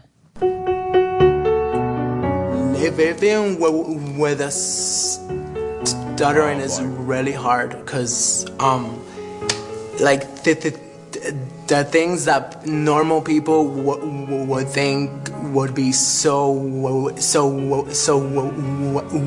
easy become so hard for me. Why are they doing this? Yeah, thank you. Why are they doing this? It's very Because they're gimmicky good and- people? No, it's another fucking sideshow shit. But nobody wants to admit this. They don't just randomly bring these people in. America, they're pre-audition. Right, America loves freak shows. Yeah.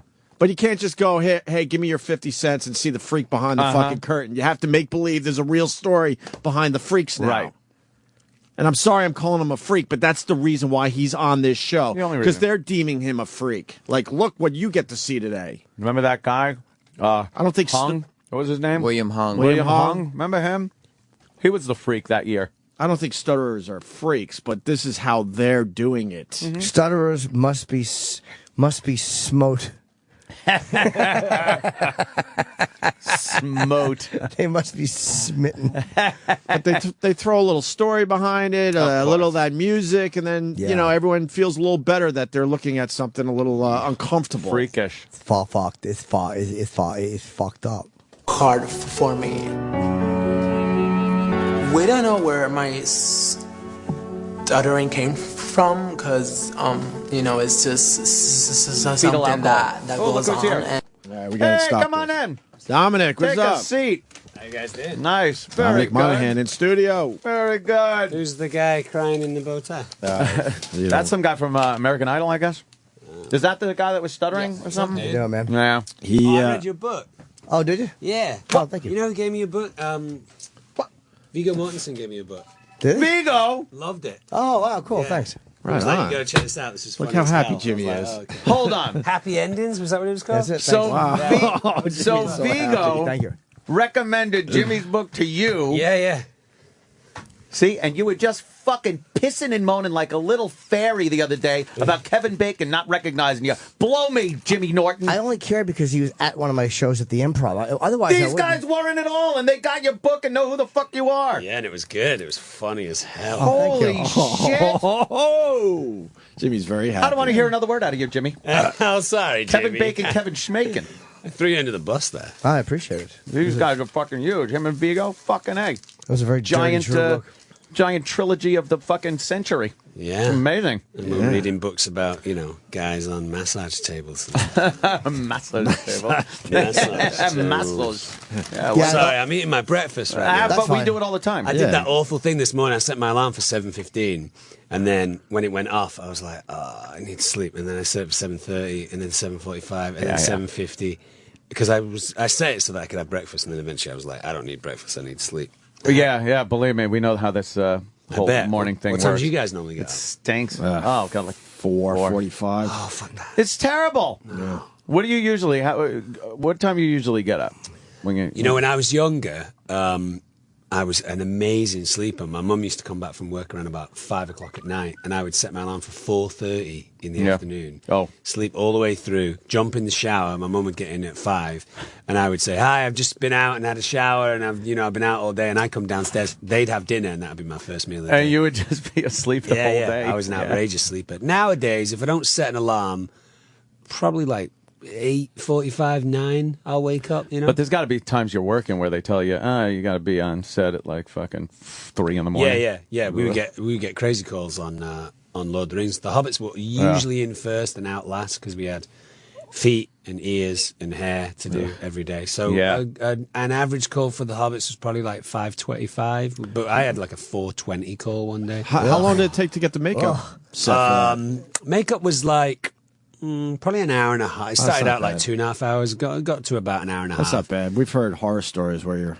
sitting there for 5-6 hours for some of this shit. We would get in our ears first, then our hair, then you'd stand up for an hour while they put your feet in. Really? And I remember meeting Christopher Lee for the first time. I was driving in a car in Wellington to the studio, and it was like 5 in the morning, and Christopher Lee was saying, "I have never been woken up this early in my life." And I just sat there going, oh my God. It's Christopher Lee. Christopher Lee talking to me about work and stuff. I forgot who it was. It might have been when Elijah was in here, and he was talking about the fact that you would look at what you were shooting that day, and if the feet weren't being shot, you were very happy. Yeah, we were stoked Like- because it meant that you got an hour later call. Right. And it meant that when you wrapped.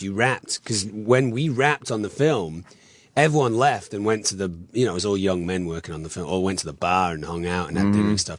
And we would have to wrap out, and it would take us like 45 minutes. They'd gently peel our feet off. Right, because they got to use it again. And shit. No, they wouldn't use it again. Oh, they wouldn't use it again. So why would they gently? They'd bin it, but they didn't leave any evidence of how the making process, because these feet were kind of unique, Oh, so they would take them off, then they'd shred them, then they'd take off your ears, which they would use again, then they'd take off your wig, which they would use again. Then you'd have to clean up all your face, because I had to shave twice a day. I have really horrible issues with shaving, and I had to shave twice a day. So I'd come in the morning, shave in the morning, and then at lunchtime they'd bring me back. And I'd you would shave get through, enough whiskers by lunchtime where you didn't look like Superman, that little innocent hobbity face. Yeah. Just looking like an old drunk hobbit. A hobbit had a few too many beers at lunchtime. But I would, so I'd have to shave over like blood and sweat and makeup, and my skin went mental on that. Yeah, that's probably I've not seen a good pictures thing. of me like when I'm doing Lord of the Rings, and I can tell my skin's having a really tough time. Isn't there like a thing you could use that you like? I think black people use it when they get those shaving bumps. It's like it's almost like a putty that you can roll over and take it off without a razor. Yeah, we tried everything, and it just couldn't. I couldn't do it. But Take we learned the a lot pain. on those films. I bet. When we started rehearsing, they did like a full-on makeup check of all of us, like sat us down, put the makeup on us, and worked out like what was working for us, what wasn't working for us. And the head makeup artist came over to me. I was only 21 at the time, and she said, "You need to start drinking water." Wow, really? Because I wasn't drinking water as a rule. I wasn't drinking water like throughout the day. I was a young kid. I was drinking beer and stuff. She was like, "You need to start drinking water, because what's happening is the makeup's gone into your skin and it's just disappeared because you're so dehydrated." Oh, wow. So I then got educated in that few years about all these different health things about drinking water. And we all learned to surf out there, and we were horse riding and sword fighting and, jumping out of airplanes and bungee Wouldn't you have to jumping and take a leak, though, like in kind of an inopportune time if you were drinking a lot of water? Yeah, we did that. And also I wore a fat suit, which was kind of like a leotard, like a gymnastic ladies leotard. It was like the old-fashioned leotard thing, and that was just awful because you'd run around in it, and it would stink. Oh, shit. And you'd wear it every day. And at the end of the day, I'd have to take it off, and all the boys are like, "Oh, what are you doing?" Because I take it off in the car. I take off my shirt in the car, and they're like, "Oh, what are you doing? You stink, you stink." Because Merry in the first film was a little portly. In the books, he's described as a hobbit that enjoys himself, likes an extra beer or two, likes to eat cheese and all that kind of stuff. So I wasn't that fat, so I wanted him to be fat. So we had this fat suit, but that was the bane of my existence. Man, and that was all 3 films you had to wear that? No, by the third film, we'd all been through the battlefield. So it's like, he's not eating as much. I bet it was your recommendation. Look, this hobbit wouldn't be. Yeah, come on, I've been on a pony. What the fuck? Let's take him off. But not eating very well. I'm not picking a lot of cardio. For God, what do you think I'm doing over here? Yeah, the hobbit could drop a few pounds. They wanted us to look a little bit more, spent by the end of it. And Pete made a really good point, which was, he had said the 4 hobbits really represent those young guys going into war, the young privates going into war. And at the start, they're all healthy and they're all together, and this is going to be a great adventure. And by the end of it, they're all just done, beat up and spent. So, he wanted us to look thinner and more messed up. Which Did you see the new one? Yeah, I saw The Hobbit. Yeah, I saw it in London. Yeah, it was a wilder experience. I sat there with Billy Boyd, and then we saw Pete afterwards. It was very strange to be watching Middle Earth and not be in it. And we talked to Pete about it, and he said, "I'm sure it must be strange," because he said, "For me, it was strange going back into it, but for you guys to watch it kind of in an abstract fashion." I loved it because it was. I really liked it a lot. The trilogy you did was such a part of your life. I mean, how many years did you actually spend doing that? Well, principal photography was just under 2 years, but then we went back every 3 years for 8 weeks. We'd go back to New Zealand just over and over again. Wow, that's a lot of. Yeah, it was a long time. I mean, Pete's a master filmmaker, so you can rely on him to bring like set pieces and costume and hair and makeup, and it looked beautiful. It's great to see Andy and Ian, and I thought Martin Freeman did really well under the weight of the film. It's such a big, heavy film. Yeah. That shot at the end was Smaug, where you see his eye open. You're like, yeah. Let's do this. Son of a bitch. We gotta wait for that. What do you think of the new technology in The Hobbit? You mean the 48 frames a second? Yeah, a lot of controversy over it. I didn't mind it at all. I really I got a little enjoyed it. nauseous a couple of times, but it was a tribute to the actual how realistic the movement was. Yeah. I think Pete kind of has to do it. Pete, alongside kind of, your James Camerons and your Steven Spielberg, is really representing filmmakers nowadays. And because Pete loves film so much, what he's attempting to say with that move, and he had said to us that he wasn't ever going to move back from 48 frames a second again. Wow. Was that he's willing to show everything. He's willing to move forward with that technology, show the viewer everything that's being filmed, at the risk of, for a couple of years, people saying, "Oh, I can't really get used to it." But that is ultimately the future. And if Pete isn't representing the future, then he's holding back that technology. You know, I mean, you know, Pete Jackson's legacy of what he was able to create, not only for his own country but for the industry itself, is amazing. You know, amazing. He brought Hollywood to New Zealand. Just said, "I'm not going to leave. I'll do it here instead." That's an amazing. What he's done for New Zealand as far as their economy goes is amazing. I was driving around with a guy once in New Zealand working for the film, who had worked with Pete for a while, and you know, we knew that Pete was providing stuff like food for the show, like the pigs that we were eating were Pete Jackson's pigs, you know. So he was getting a little like money for us to eat his lunch on his set and all that kind of stuff. So I was asking the guy, like, I know he owned a cinema and he owned this and he owned that, and he was like, well, because he was from New Zealand, he was like, well, I can show you the buildings that, you know, Pete Jackson's company owns if you want. And I was like, yeah, okay. It's about 40% of the buildings we were driving past. Wow. That's Pete's, that's Pete's, that's Pete's. Wow, that's Pete's, man. that's Pete's. You know, but a lot of it is invested back into the country. You know, he built a huge post-production studio so that films can get shot in New Zealand, but usually they get sent to America. Now they can all get edited, and you can do ADR in New Zealand. I saw I watched every bit of the behind the scenes and what it took to make Lord of the Rings, the trilogy. I mean, it was hours and hours of the discs. Yeah. But it was so new.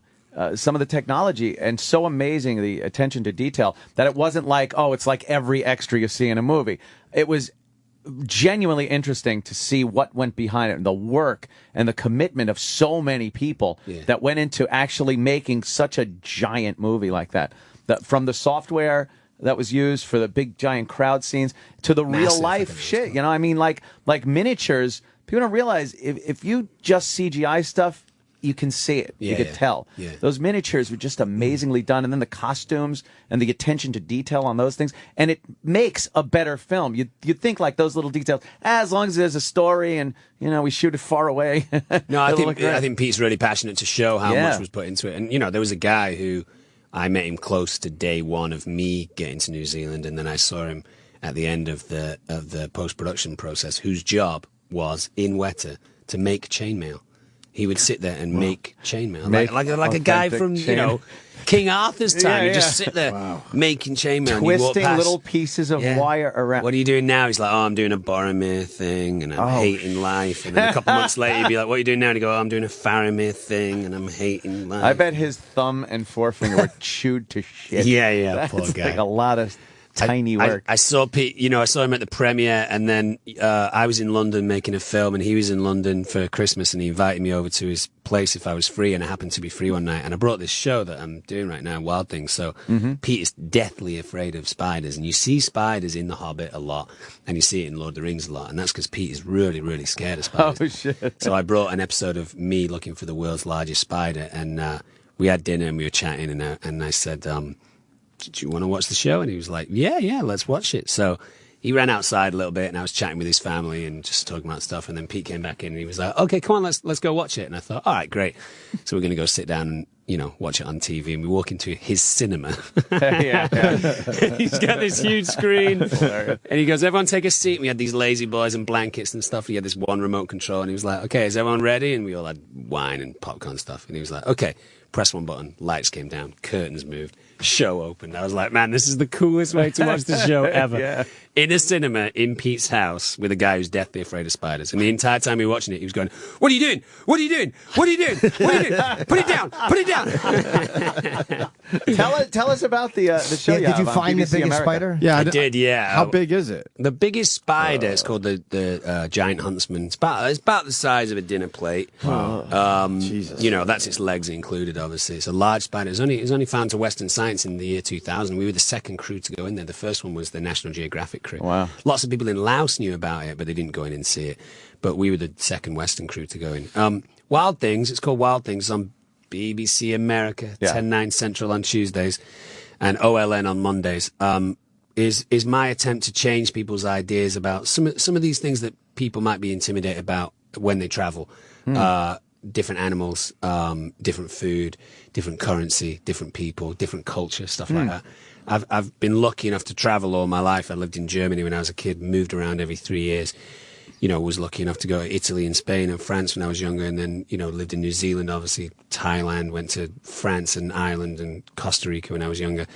And I just always found that travel for me was about the unknown, was about the slightly walking on that tightrope of, you know, not knowing what's going to happen next and trying out new things. And I think it's important, for me at least, to go somewhere where I don't know the currency and where I don't know what's going to happen. And Wild Things is kind of almost like a little love letter to all those experiences that I've had, in the hope that maybe people will try and do the same thing. Did you travel by choice, or was it a family thing when you were younger? My dad is a teacher, but a science teacher. My mum's a nurse, and when they were young, when they were in their early 20s, they got a chance to go to Germany and work alongside the army forces. So my dad would teach army forces kids, and my mum would obviously take care of the army forces. And when the army forces were stationed, they would move every 3 or 4 years. Take the teacher with them. Yeah, so when they would move, we would be like, okay, well, we'll move. That's kind of cool. So you don't get attached to one location too much? You're able just to kind of up and move when you have to? Yeah, I'm able to move pretty quickly. I'm also very spongy in terms of where I'm living. When we were in Germany and the Irish Guards were there, I had a little Irish accent. And then when the Grenadier Guards came in, who were quite posh, I had a little posh accent. So I was a little actor when I was a kid. And all my friends back in Manchester think that I sound American now, whereas all my friends in America... Oh, that's hilarious. Isn't that crazy? They're like, you sound like a Yank. I'm like, really? I just sound like me. But they're like, no, you don't. You go. You know what's different? I say, here's two distinctions that I do now. One is I say American instead of what English people would say, which is American. We'd go, it's an American cheeseburger, whereas I go, it's an American cheeseburger. I do that thing. It's subtle, but it's real. Yeah. And then the other thing, which is a little bit easier to spot, is I used to say newspaper. Now I say newspaper. Newspaper sounds very posh to me now. Oh, the newspaper. Chamomile tea in the newspaper. That's hilarious. Wow, very subtle, but it's subtle, but it creeps in. I don't say trash or trunk or anything like that. Say rubbish? I say rubbish, yeah. And I say wanker as much as possible. Because in America, they're like, that's great. Whereas in England, you can't say wanker. You say elevators or lifts? No, I say lifts. You say lifts? Yeah. You say line or queue? I say queue. Lorry? That is very confusing. Lorry, truck or a lorry? Yeah. Rubbish is a great word. Yeah, rubbish. Rubbish? Rubbish. Well, a lot of rubbish. Fantastic. You use rubbish a little bit, right? Every time I try an English accent, I slip into Australian. Yeah, that's every so time. weird. I had people in the States all the time going, where are you from in Australia? Yeah. And I go, England. And they go, oh, sorry about that. It's the way it goes up at the end. Yeah. That always, Jim Jeffries does that. So do most Americans think that English people sound like Australians? Yeah, but it's very different. We don't think we that. could We not can be hear more the difference. We hear the difference, definitely. We just can't do the impression. I'm obsessed with the spider. We missed one fucking question. What does that spider do to you? Well, it's venomous. Oh, boy. We're not sure how venomous, although smaller huntsman spiders are really quite venomous to human beings.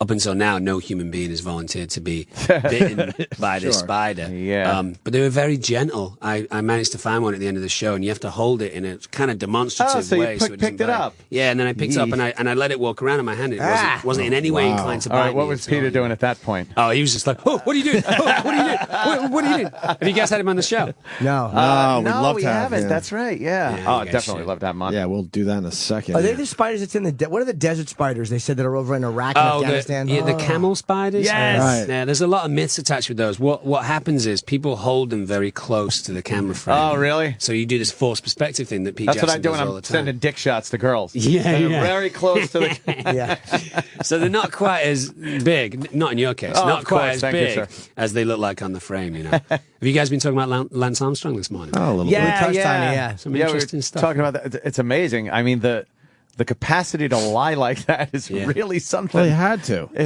But You just had to. The whole sport was doping, though. Yeah. You know? And he doesn't want to name names, but it's so obvious they all were doing it. I think he was the best out of all the people that were doping. So you take everybody, you bring them all up to a new because level, and then they're he's the all best doing in it, that level. And he's the best out of all those. So Absolutely. you still got to give it to him. I mean, It seems like he was in a tough spot because They hung him for it, yeah. the sport But was he fully aware that this shit was going on. He was the guy that, made the most money out of it, and he was the poster boy, but they didn't. And then he was defiant when they were challenging him. Right, well, he sued the English Times because they said that he cheated. Was it $1.5 million? They just they filed back now to get their money back. There was a bunch of lawsuits. Someone $7.2 million. Yeah, there's a lot of lawsuits there. Yeah, it's crazy. I was watching Piers Morgan last night, and he was saying, he's talking about Lance Armstrong, and he was going, shame on you, Lance Armstrong. And I wrote on Twitter, I was like, is Piers Morgan choking when he says those words? Like, this is someone who's the editor of the scummiest newspaper in the world, and he had his criminal scandal. stuff, and he's going, shame on you, Lance Armstrong. I'm like, wow, you got some balls, dude. Like,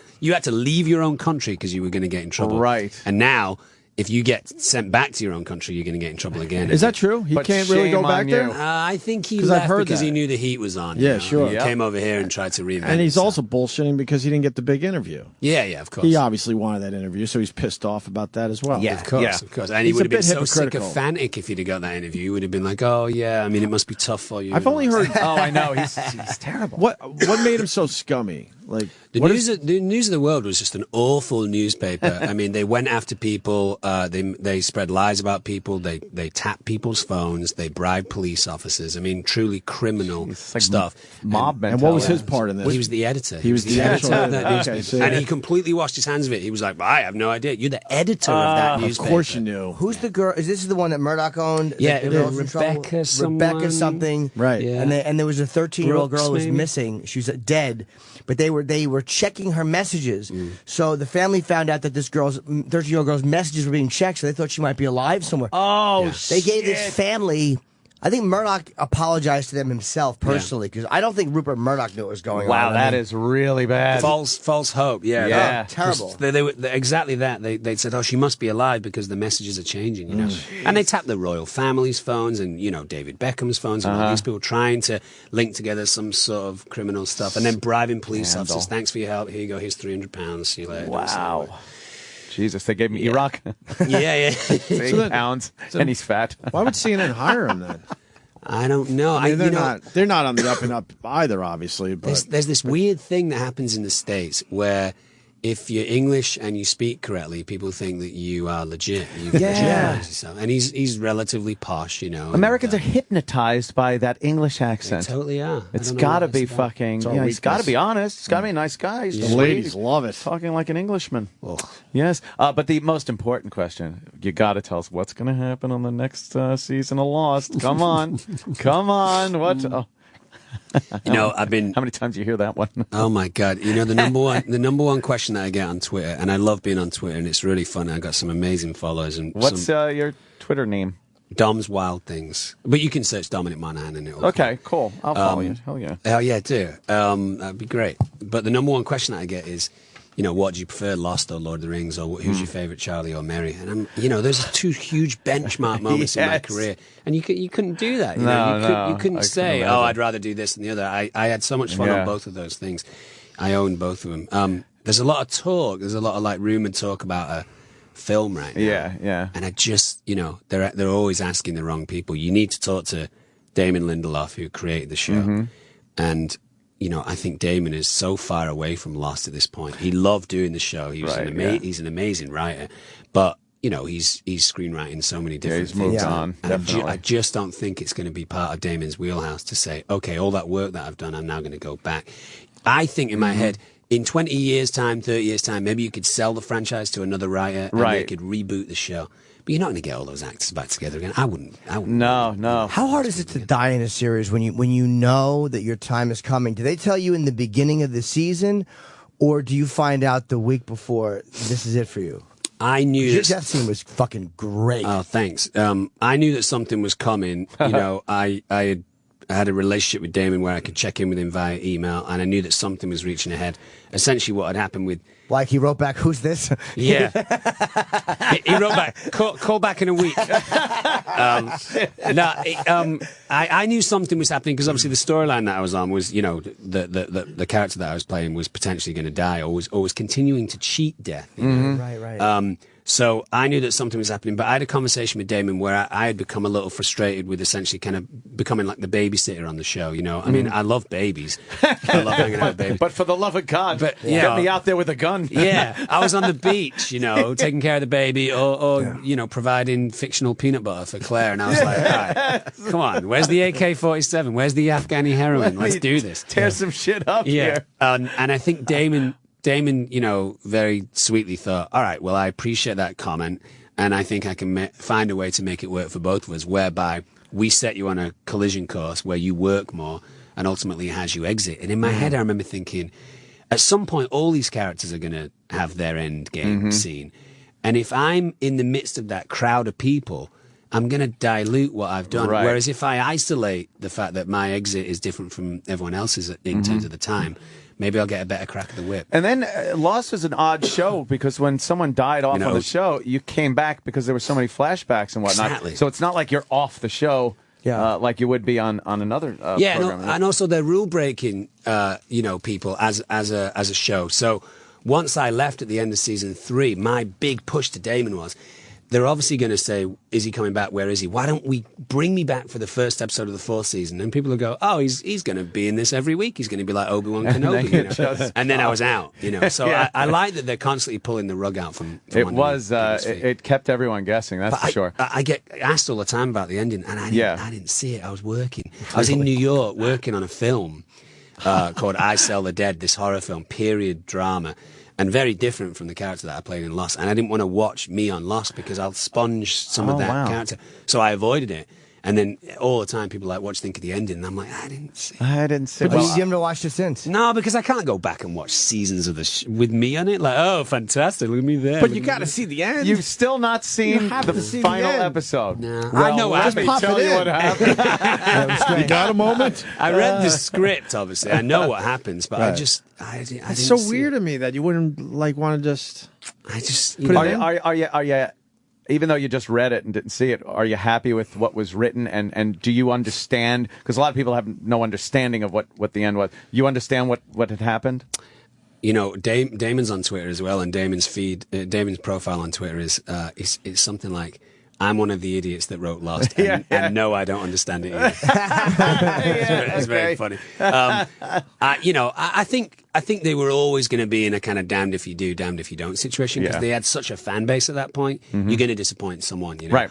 I thought they did really well, but I was a big fan of the end of The Sopranos. I was a big fan of the end of 6 Feet Under, where you made up your own mind to a certain extent. And they grow on you, those endings. Yeah, at first you're frustrated, but then you love it. Yeah, you want to throw something through your TV. What the fuck? After all that time I put in, you give me that? Now I love how The Sopranos ended. At first, I was frustrated like everyone else. I thought it was great. And also, if you're going to try and placate everyone with the end of Lost, you'd need...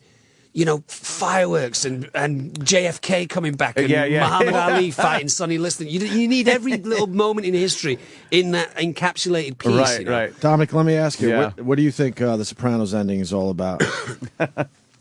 I think... He's dead, right? Yeah. He gets shot. Yeah. And that's how your life ends. It just goes dark. Yeah, I think what they were saying was... This, for me at least personally, this guy is an extraordinary guy who's made some very dark, deep choices in his life, and he's made peace with some of it, and some stuff he's not okay with, and ultimately, it's not going to end in that huge meteoric way that you think with this big, Tony Montana type guy. It's going to end in a way that's silly. Maybe some guy comes in off the street that's just a stick-up kid. And robs the till, and Tony goes over and says, hey, don't do that, and he shoots him in the belly, and he dies. I thought what they were saying was, at the end of it all, he's just like all of us. Right. He's just the guy. He wants to eat a kind of like how pie. Omar died in The Wire. That same shit. That was the worst TV death ever. Where it was just a throwaway. Yeah, I saw The Wire. You were just because you expected this big grand gunfight, the big showdown. Right. What did he say? I'm going to break your heart. Right. He said, I'm going to break your heart to the fans before the season started. Yeah. That's what I think. That's what happens in life a lot. It's everyone thinks that the death thing is going to be such a huge deal, and sometimes it's not. When John Lennon was killed, you're expecting this poet, this voice of a generation to utter something amazing. Right. And when he got shot, he said, I've been shot. And then he died. And you're like, what? Why didn't you say a line from one of your songs or something? Tell us the name of your new album. But I've been shot, and then he's out. You're like, oh, come on, John. Give him another go. There's a thing in Lost where they show you warming up your voice. You just made me think of it. And you're going, Sugar Plum Fairy, Sugar Plum Fairy. John, That is a Beatles tribute, right? Because I heard that they were doing that in some warm-up. Yeah, in the rehearsal takes for A Day in the Life, John Lennon counts in the the piano by going Sugar Plum Fairy, Sugar Right. Plum Fairy. I'm a Lennon freak and I'm a Beatles freak, so all that kind of stuff I'm really into. And we did a few Beatlesy things throughout the show, and Oasis was a big thing for Drive Shaft, and also the Verve. You know the band The Verve, Richard Ashcroft. Sure. Yeah. Bittersweet Symphony was a big song for those guys. He came in and out of, I think, struggling with drugs, and we wanted someone that had been there and had those dark moments, but was ultimately trying to do the right thing. The struggle, you know. Yeah. I like the struggle. It was very entertaining, though, how people sort of knew you. Yeah. Like a couple of people like, I know that song. Like that. And you were very excited. Your character was very excited that you were recognized. Yeah. That's the desperate thing, I think. Yeah. If you're a huge star, if you're Robert Plant or David Bowie, then you're like, yeah, that's me and I'm comfortable with it. Yeah. But if you're someone where they go, where do I know you from? And you have to go, do you know the song You All Everybody? And they go, no. And you go, do you want me to sing it? And they go, yeah. Oh, for fuck's sake. You go, all right, close your eyes. Right, here it is. And they go, oh, yeah, that was kind of a shit one. And you go, yeah, that was shit. That's you? Yeah, all right. Yeah. Did you do anything else? No. We brought it out again the following Christmas. Oh, yeah. That kind of stuff is so desperate. Yeah. That was so great that the character was like a rock star. Yeah. There was a pathetic nature to Charlie, a desperation to Charlie. He wanted so much to be authentic, and he could play the piano and he could play the guitar, but his brother let him down and he let himself down and he made some bad choices and he got on junk and he went the wrong way, and he was so keen to be the guy who'd done it, and that was me at Madison Square Gardens, but he didn't get there. Never got to that point. And instead, he ends up on this fucking island, and he's so frustrated by it all. He's like, man, if I had one more chance, I'd go back and I'd be a rock star. And I can't. And instead, I'm left, holding the baby and eating peanut butter. Fake peanut butter. To have such a huge ensemble cast like that, and to have the viewing audience directly involved with each one of them is an amazing thing. Yeah. You rarely see that where you can get a vested interest in so many characters and their storylines. Yeah, and you were watching, we shot the pilot and we knew the pilot was extraordinary. JJ shot the pilot with us, and he and Boy, Damon did that suck a lot of people in right there. That pilot was just like, what the fuck? This is like a major motion I picture. couldn't believe how fucking much people were talking about Lost for a while. It was like in season 2, and I'm like, fuck you, I'm not watching it. Mr. Too Hip for the Room. And that fucking pilot leveled me, and I ripped through the season. I could not stop watching. I would put that pilot up against any pilot episode on TV. And also the first season of Lost, I would say, is one of the best seasons of any TV show ever. JJ shot the pilot, Damon and he wrote it. We knew we were doing something pretty special because it just felt very special. JJ was obviously on form and is always on form. But what I watched was characters like Jorge Garcia's character or Josh Holloway's character or some of these other characters that for a while were waiting in the wings. I mean, Josh became pretty much an overnight sex symbol, I mean, he's doing adverts for Cool Water and, turning up at Jimmy Kimmel and the girls are losing their panties and all that kind of stuff, I mean, he very quickly just turned into this sex symbol. So you realize that there was some power with Lost. But because we were filming out in Hawaii, we weren't filming in LA where anyone's out on a party scene or, getting shot by paparazzi. Like, we were on Hawaii, so you'd work and, you'd go to the restaurant at night or you'd go surf at the weekend. So you didn't really have a gauge of how famous all these characters are getting, No, you felt it when the show ended. You're on hiatus, and then we'd go and do press stuff. I mean, we flew to Australia when it blew up in Australia, and you were like, wow, this is pretty epic. Like, I'd been to Australia with Lord of the Rings, and it was the same kind of feeling. Wow, pretty big in Australia, and it did well in England for a while, and it's just one of those great shows to be involved with. You had a thing with are you and Matthew Fox talked, or do you want nothing to do with him? I don't. I'm not. I think it's like work, I mean, sometimes you work with people that you're okay with, and sometimes you work with people that you're not super okay with. I mean, there's certain things about certain personalities that you're not that passionate about, and I have things that I'm okay with people if they have those as personality traits, and then other things that are just non-starters for me. And I think he and I didn't really have those. What was the issue for the people that don't know? You don't want to rehash this, it sounds like, but I mean, you can read about it. I don't think there's a huge amount of smoke without fire, I don't really, I don't say things that don't have intention. But But I think it's like work. I mean, I was lucky enough on Lord of the Rings to work with a whole bunch of people that I really like and continue to like. And that was the same for the most part on most of the projects that I had. And then every so often you meet someone, there's a personality clash, you don't really get on very well. That's like any job, though. Yeah, that's just how it works. I think because it's a public job, people expect that you're all going to be friends and, but then it got to a point where I was like, you know what, I'm a big fan of breaking myths and I'm not super interested in people thinking one thing about someone where I know all these other things that aren't true. Is it hard as an actor to watch? Because I'm embarrassed I don't remember Kate's real name. Evangeline. And you were dating. Is it hard to watch when you're an actor, the girl you're with, do a love scene with somebody? Like, I know it's a professional thing, but like as a guy, is there a part that goes like, ugh? Doesn't look like she's really acting. Are you able to totally detach from that? Right. I can certainly detach better than most. You just because you've also been in situations where you do it and it doesn't really mean anything. So to them that it probably doesn't mean that much. Sometimes it can be a little strange, especially when you're like, okay, have a good day at work, and you're like, you know what scenes are coming. You kind up. of know what they're doing that day. But for the most part, you just kind of get on with it. It is a facet of work, and I don't think if they could have the choice to do that, to have that day or not, they would probably choose to not have it. It's not something where they're like, oh, sweet, this is going to be a great day, So you just kind of get through it. Yeah. What on the new show there? What places have you been to?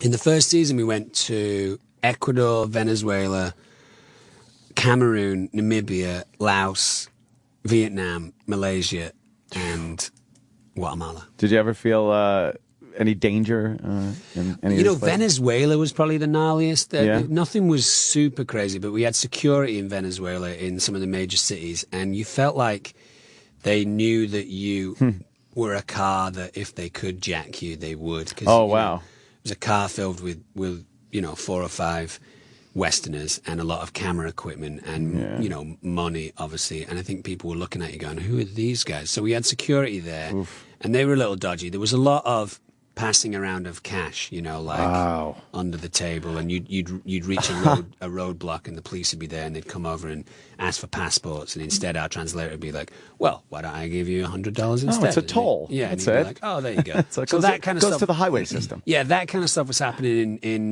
Venezuela more than anything else, but I just smile and put on an English accent, and they see, that's what it got. Hello. I always go, hi, I've come on holiday by mistake, and they're like, through you go. It must be so nice to not be an American when you go overseas. Holy shit. Yeah, stuff really helps, And humans are humans. I mean, ultimately, we're obviously not armed. We're not doing anything illegal. Right. Yeah. I feel like if it reaches a boiling point, you can kind of say to these guys, look, we're here making a TV show, and what's the deal? How can we make this work? So I never really feel like I can't solve those problems. If I can attempt to solve the issue of hanging out with a cobra or a viper, then I feel like I can deal with a gnarly human. Yeah. Were you really looking for this amazing? They give a synopsis of all these things that fucking army ants and a centipede rumored to snatch bats out of the air. Yeah. What the Scolopendra gigantea, that's called. It lives in caves in Venezuela. So it's about a foot long. Wow. Venomous centipede, and the cool thing about it is it'll climb the cave wall and then climb up the ceiling and then invert itself, so it'll hang a third of its body off the cave ceiling, and it'll blindly just grab bats out of the night sky and envenomate them. And we actually see one in the episode eating a bat. I mean, they're crazy looking. I have one on the end of a stick, and I keep them at home, and it's the only animal that I'm pretty nervous of. I have a black widow spider, I have a tarantula, I have snakes, I have praying mantis, I have a chameleon. My Scolopendra, my centipede, is the one animal that I'm really conscious of how I feed it and when I feed it, because it will try and get. So obviously you're a fan of these animals. Yeah. I like the misunderstood. I like the animals that are vilified. I like the underdog, and obviously invertebrates, usually insects, but lots of invertebrates. People just think that they're useless and pointless and silly, and you can crush them. Insects are the most important species of animal on the planet in terms of what they do for our planet. They till our soil, they keep our air fresh, they pollinate our fruits and vegetables and plants and stuff. And they're just important. They do a lot, and we can learn a lot from them. I mean, human beings don't really feature in the most important animals. They're probably the most damaging animal in the world, and they don't feature in the top 50 important animals. The most important animal in the world is probably something like a worm. or an ant or a small beetle or a parasitic wasp because of what they do for the planet, you know. Mhm. And we just flick them away, you know. We just think they're silly, but they're important. Thank God there's I'd respect so the many of wasp a them. lot more if it didn't fucking crawl into my grape soda. At a picnic. Fly in my mouth. Yeah. Isn't that frightening when you're at a picnic or something and You don't you know have what's a in can there? of soda and you're like, You just I take the always chance. think, I'm like, I don't want to swallow a bee, but I really want some soda here. So you're looking around and shake it. Shake it a little bit, see if something pops They love out. sugar, like Oh. everything else. They love sugar, you know. Yeah. But they don't mean to sting you. They're stinging you because suddenly they were in a can of soda, drinking and probably drowning, and then suddenly they're in something's mouth and they're going to get chewed, so they sting you. You know. Yeah, it's, Holy They don't last do it with chance. any intention apart from I'm going to die here. Exactly. How quick is the centipede? Centipede's fast. The one you got? Yeah, it's very fast. The centipede could, Really? get across this table in a way that we would all jump out of the way of it. Whoa. I mean, it is. Yeah, it's I'd fast. be out of this room. It moves quick like a cockroach. I'm not a fan of the Really? insect. I got to be honest with you. I'm not, going around burning them with magnifying glasses or anything. But I am not a fan. Don't like touching them. Don't like when they're around. I could see them. I'm not going to freak out. Yeah. But here in Manhattan, if you walk down the sidewalks at night, you will see some big roaches. Yeah, yeah. And you hear them. They're like across the sidewalk. I want no part of that. Yeah. I mean, I could see that. There's a natural kind of aversion to that. I mean, they obviously spend a lot of time in our refuse and trash and stuff, and they're a little dirty, and they can spread disease, and they're weird, they're alien. I mean, you cut off a cockroach's head, it will survive until it starves to death. It won't die from the Jesus. fact that you've beheaded it. Like They're- Iraq again. Yeah, they're amazing. They're amazing animals in that regard. I just think that sometimes the animals that we do think are disgusting and are scary and stuff, that might be true, but they're also impressive and they also demand a little bit of respect. Oh yeah, I'll watch a documentary like a motherfucker on bugs. Oh boy, I love the science behind them and that. But the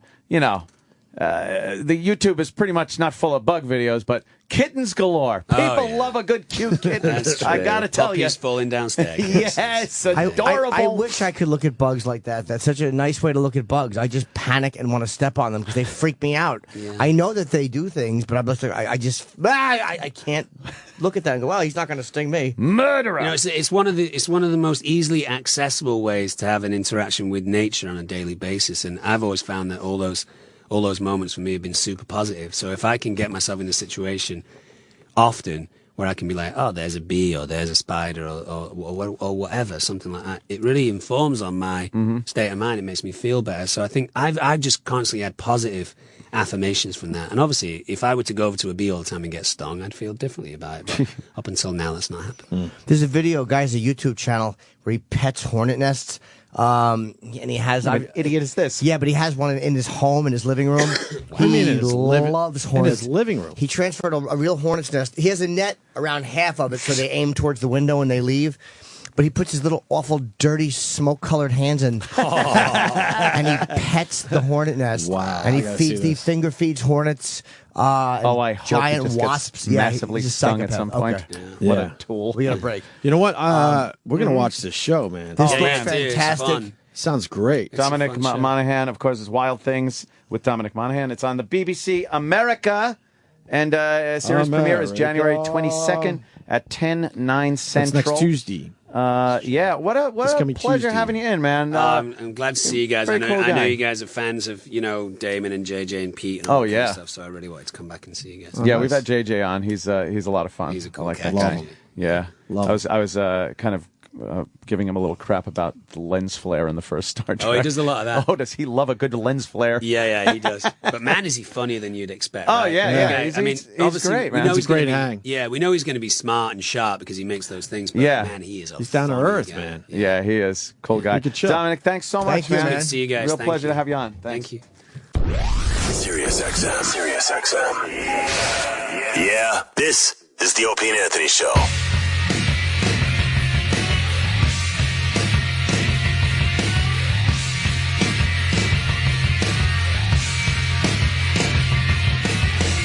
Line of the day. We got to at least do the slug line before Josh Gad comes here. Oh, what? For Mask? Mask Sexual Flavors is the new way to foreplay. Ooh. Available in 4 tantalizing flavors. These oral gel strips will be the spark to light your bedroom flame. Visit sexualflavors.com to purchase or find a retailer near you. Hey, are we ready for line of the day? Yeah, we should be. Iraq. Where's Josh? Not here yet. Yeah, maybe we sneak in line of the day. Josh Gad comes walking in. We talk about 1600 Penn, and then we start our long weekend. Fuck it up. Hey, we're off for Martin Luther King Jr. Day. That's right, because we love the blacks. Because I wanted to get up early Monday, and not to come here, but to celebrate You're that celebrate? man's life Good for and you. what he gave all of us who only want a more free and open, fair, diverse country. It should be illegal that you're off for Martin Luther King Day. Oh. It should be illegal. Oh. Sorry. Martin Luther King. Yes. What does His he day mean? is Monday. Let us celebrate by remembering our African American friends. Our strength in this country is through its diversity. What does he mean to you? What have you learned from his teachings? I like when I have a dream and I rape girls in it. Jesus. Will you hurry up with line of the day before he says something? It's going to get us in a lot of trouble. No, I like dream rape. Josh Gad? Because I'm a dream raper. What? Rape at all. Dominic was amazing. I love like Dominic. dream raping. Because dream raping can make me smile. How many runner-up? I like dream raping. How many runner-ups we got? We have 2. All right, let's do a runner-up line of the day. Dream rape. Dream rape. Dream rape. I have a bunch of dream songs that I could sing about dream rape. The dream rapist. Ba-da-da-da-da. The dream rapist. Da-da-da-da-da. Runner-up line of the day. I'd never fuck a chick with leukemia. Blood cancer, nerds to you, I'd say. He kept eating popcorn. Kept eating popcorn. Very nice. We'll go right to the next runner-up line of the day. I'm gonna grab her freckled ass cheeks and open up her bung and give her a savage bugger.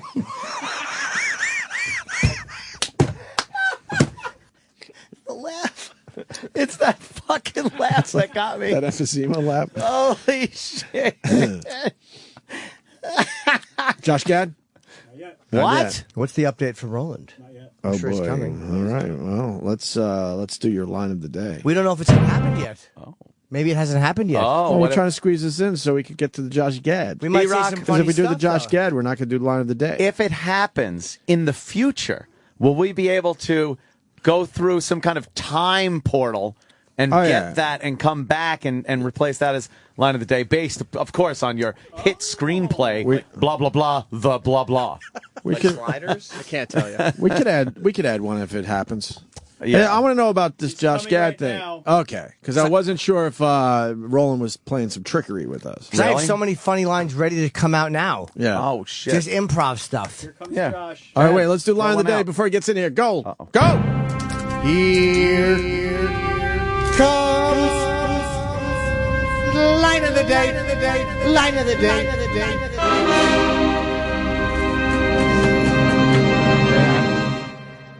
The fact that what wound up happening is we have Teo, who wound up.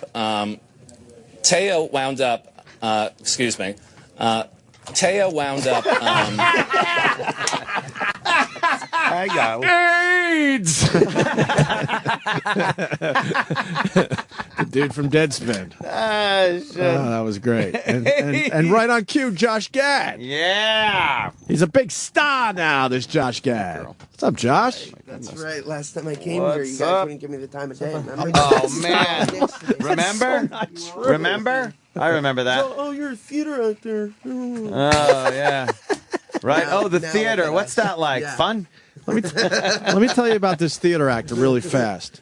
Yesterday, me and the wife there are online trying to get tickets for Book of Mormon. I know you passed this, Josh, but let me just share this with you. We want to turn someone in our family onto the Book of Mormon. $800. No shit.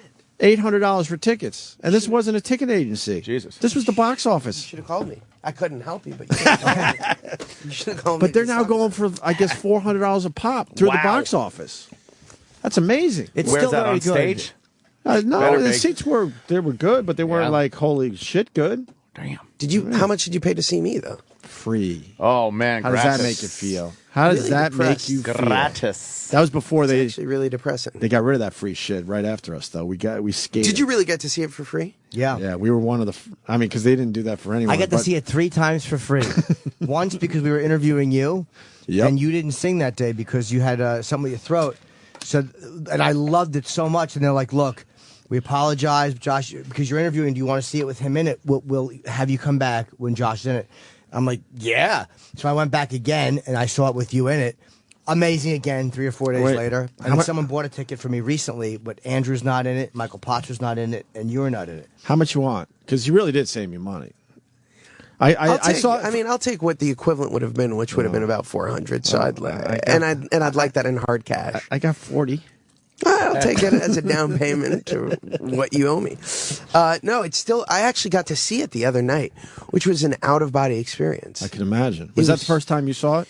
No, it was the first time I saw the Broadway cast. I got to see it on tour. Andrew and I both went to the opening of the LA tour, and it was incredible. But it was really like looking over your body. Like it's just like what the hell is happening here? Did you like the version? I can't imagine how nervous they must have been with you two in the audience. I mean, no, they did an extraordinary job. It was so cool to see somebody else's interpretation of what I've been playing for a year and a half, and then going back and seeing my cast do it was remarkably weird. I bet you're just being nice because that's like saying, "Oh, I enjoy." Like your wife starts sleeping with someone else. You look in the window and go, "I enjoyed watching someone else's interpretation of fucking my wife." But I do. Okay. But I do. Then we're fine. I think it's great. It gives me ideas. It gives me like, oh, that's what I should have done. I like what he did with that ass part. Yeah, yes, I never thought to do that. I didn't know you could physically do that. I never thought to shoe polish my whole body. It's gotta be strange to see Book of Mormon. How many shows did you end up doing? Did you keep track? Yeah, I did about 450.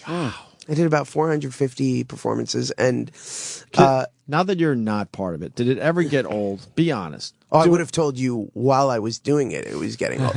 I have like ADD big time. So for me, when I do something for more than a week, I'm like the same thing. I'm like, oh fuck, what am I doing? This is insanity. But by the end of it, I was really like just kind of checking out a little bit and just being like, oh God, I wonder what I'm going to get after the show. I'm starving right now. Kind of on autopilot? Yeah, you tend to get there. And then something happens where you're just like, oh, okay. I totally forgot all my lines because my brain was elsewhere. And you're like, that won't happen again. Have you done that? Oh my God. There was a night. Oh, shit. There was a night where I was singing the second act opening, You're Making Things Up Again, Arnold, and there's a line that opens the song. And not only did I forget the line, I forgot the human fucking language. I forgot English. I literally forgot how to speak English. I couldn't come up with anything. They're staring at me. My cast is feeding me the line. The guy in the pit is feeding me the line. And all I heard was, it was like a ringing in my ears. I couldn't hear anything. And I'm like, literally, all I could say was, what the fuck am I supposed to say right now? That's what I said. You said that? I said that. That's great. I literally could not, because everybody was like feeding me the line like, Josh, the line is, and I'm like, I can't hear you. So what was going on in your mind? I don't even remember. I was just like, it must have been like, God, it would be really nice if I could take a shit right now. It was like something like that. Were you so freaked out that you go to a doctor to make sure your brain was okay? Yeah, well, it's just, you can't, like, you do the same thing over and over again that, you're like, oh, okay, I can think about whatever right now. It doesn't really matter. And then all of a sudden you're like, oh, God. I've done this so many times, but it can just go away like that. So you become very hypersensitive to it. Did that not happen to anybody, or did everyone go through it? No, I think it tends to happen to Andrew went up online. I mean, we all go up online. It's a part of when you do a show for over a year and a half, which I did. It just becomes a little. All right. I just saw something. You're obviously here to promote 1600 Penn. That's right. You met Obama? I met Obama. Holy fuck! How was that? It was incredible. He's very presidential. Were you freaked out? I was very freaked out. He comes up to me and he goes, so, it's a pleasure to meet you. And I go, literally, that's all I could say. And he goes, well, how are you today? I said, well, Mr. President, I'm much better now. And I don't know what the fuck the implication of that statement was. And the It must have Secret been Service tackled me. was I bad, like giving a tour of the White House? But he was incredible. He was so generous. He gave us about 20 minutes of his time, talked to us about the importance of comedy, especially in light of the fact that the work that he does is so serious, and sometimes it's important to laugh. I got a second question because our friend Sway met President Obama, Yeah. and he says you are fully aware that if you do something stupid, you could die in that room. That's right. That's Sway's interpretation. That It's is like right. you see these guys that mean business, and they're not going to fuck around. They will kill you if they have to. No, was he lighting cigars with $100 bills and saying, "This is Anthony Cumia's tax money," and just lighting cigars, hand them out. Have them all, boys. Come on. No, oh, I No, thought it was. that didn't happen. That didn't happen. Because I heard that was going on in there. Did you have the awareness though that you had to be on your uber best behavior? Oh, absolutely. Yeah. He's also a very intimidating man. Like he's just has a very powerful presence. racist. Really? It's- yeah. Well, that's exactly it. He has a very That's exactly. powerful presence, and he's just I love him, and I was just blown away by the fact that he spent so much time with That's us. so cool. Very generous. Did he watch 1600 Pen with you guys? Or? No, he didn't. So he gets up into the screening room. He introduces it and he gives a 10-minute speech. John Lovett, who's one of the writers on our show, used to be a speechwriter for him, and it was basically like he just was razzing him for a good 5 minutes, and then talked about the show a little bit, and then he goes, "So, this is the worst impression of Obama of all time, by the way, and I readily admit it." But he goes, "So it was my intention to watch the show today, but turns out I've got something to do." And I just thought that was, of course you have something to Right. do. You probably have. That's a great excuse Yeah, to always it's just like, have. if that's like in your back Always pocket. have. You're not going to question that. No, if that's in your back pocket, you're good. No, the leader of the free world probably could come up with something a little more Right. important. One other question: does he have a sense of humor? Because it doesn't come across as well on TV. Oh my God! Yeah, When I in hear he person, put he's whoopee got an cushions on every one of the incredibly- seats in the theater. What? Nothing. He's got an incredible sense of humor, and was, like I said, he was just razzing John, and it was like laugh out loud material. He's great. Didn't he say his favorite show is Chappelle's Show? He loves Chappelle's Show. Did he? Yeah. It's hilarious. Yeah. He's very funny. Chappelle He's a is very funny. funny guy. Yeah, he's really funny. Man, so, okay, you got the new show. Got the new show. Now you're working with Bill Pullman. I am. You remember him from other presidential roles. Please. Independence Day. Yeah. One of my favorites. Right? David, my David. That's my favorite part. It's just Judd Hirsch being not being the stereotypical. I think his part was written by like Goebbels. That was fucking the most stereotypical. My son David saved you. My son David. Yeah. Oh yes, my God. he's back in the role of the presidency. Yes. This time, Plays a good president. He plays a great president. You Yeah. know, it's once they rebuilt the White House, I think he's much more accountable Yes, to make sure it doesn't happen again. And yeah, he's amazing. I mean, the guy is just. You know what's so great about him though is like everybody remembers him from Independence Day, but it's like if you go back and you look at like Spaceballs, Yes. Ruthless People, the guy is a genius comedian. He really is brilliantly funny and dry-witted. Yeah. And that's the part for us that was so great is that like that he's bringing that kind of comedy juice to. And you to are, you're the first son. I'm the first son. Who was the last first son in the White House? I'm going to guess Reagan's kid. Yeah, Ron Reagan. Yeah, Jr. Ronnie Reagan. Yeah, was it? Yeah, That's probably 'cause- right. No, George Bush. Well, He had daughters. like in George Bush Senior. George Bush Senior, but like Had in the Jeb that and lived in the White House. I mean, I think like, that lived Yeah, in the you're White right. that House lived in the White House. long ago. Are we talking like? It's like Kennedy, John maybe. John? Well, John. Jesus. Well, what's Yeah. that about? Why is it I always just- daughters? I know it's weird, a right? little Strange. It is kind of strange. I never thought about that. I Conspiracy. Yeah, and they're all Conspiracy. they're all left-handed Jesse too. Ventura, If you do the really? research, most presidents are left-handed for some reason.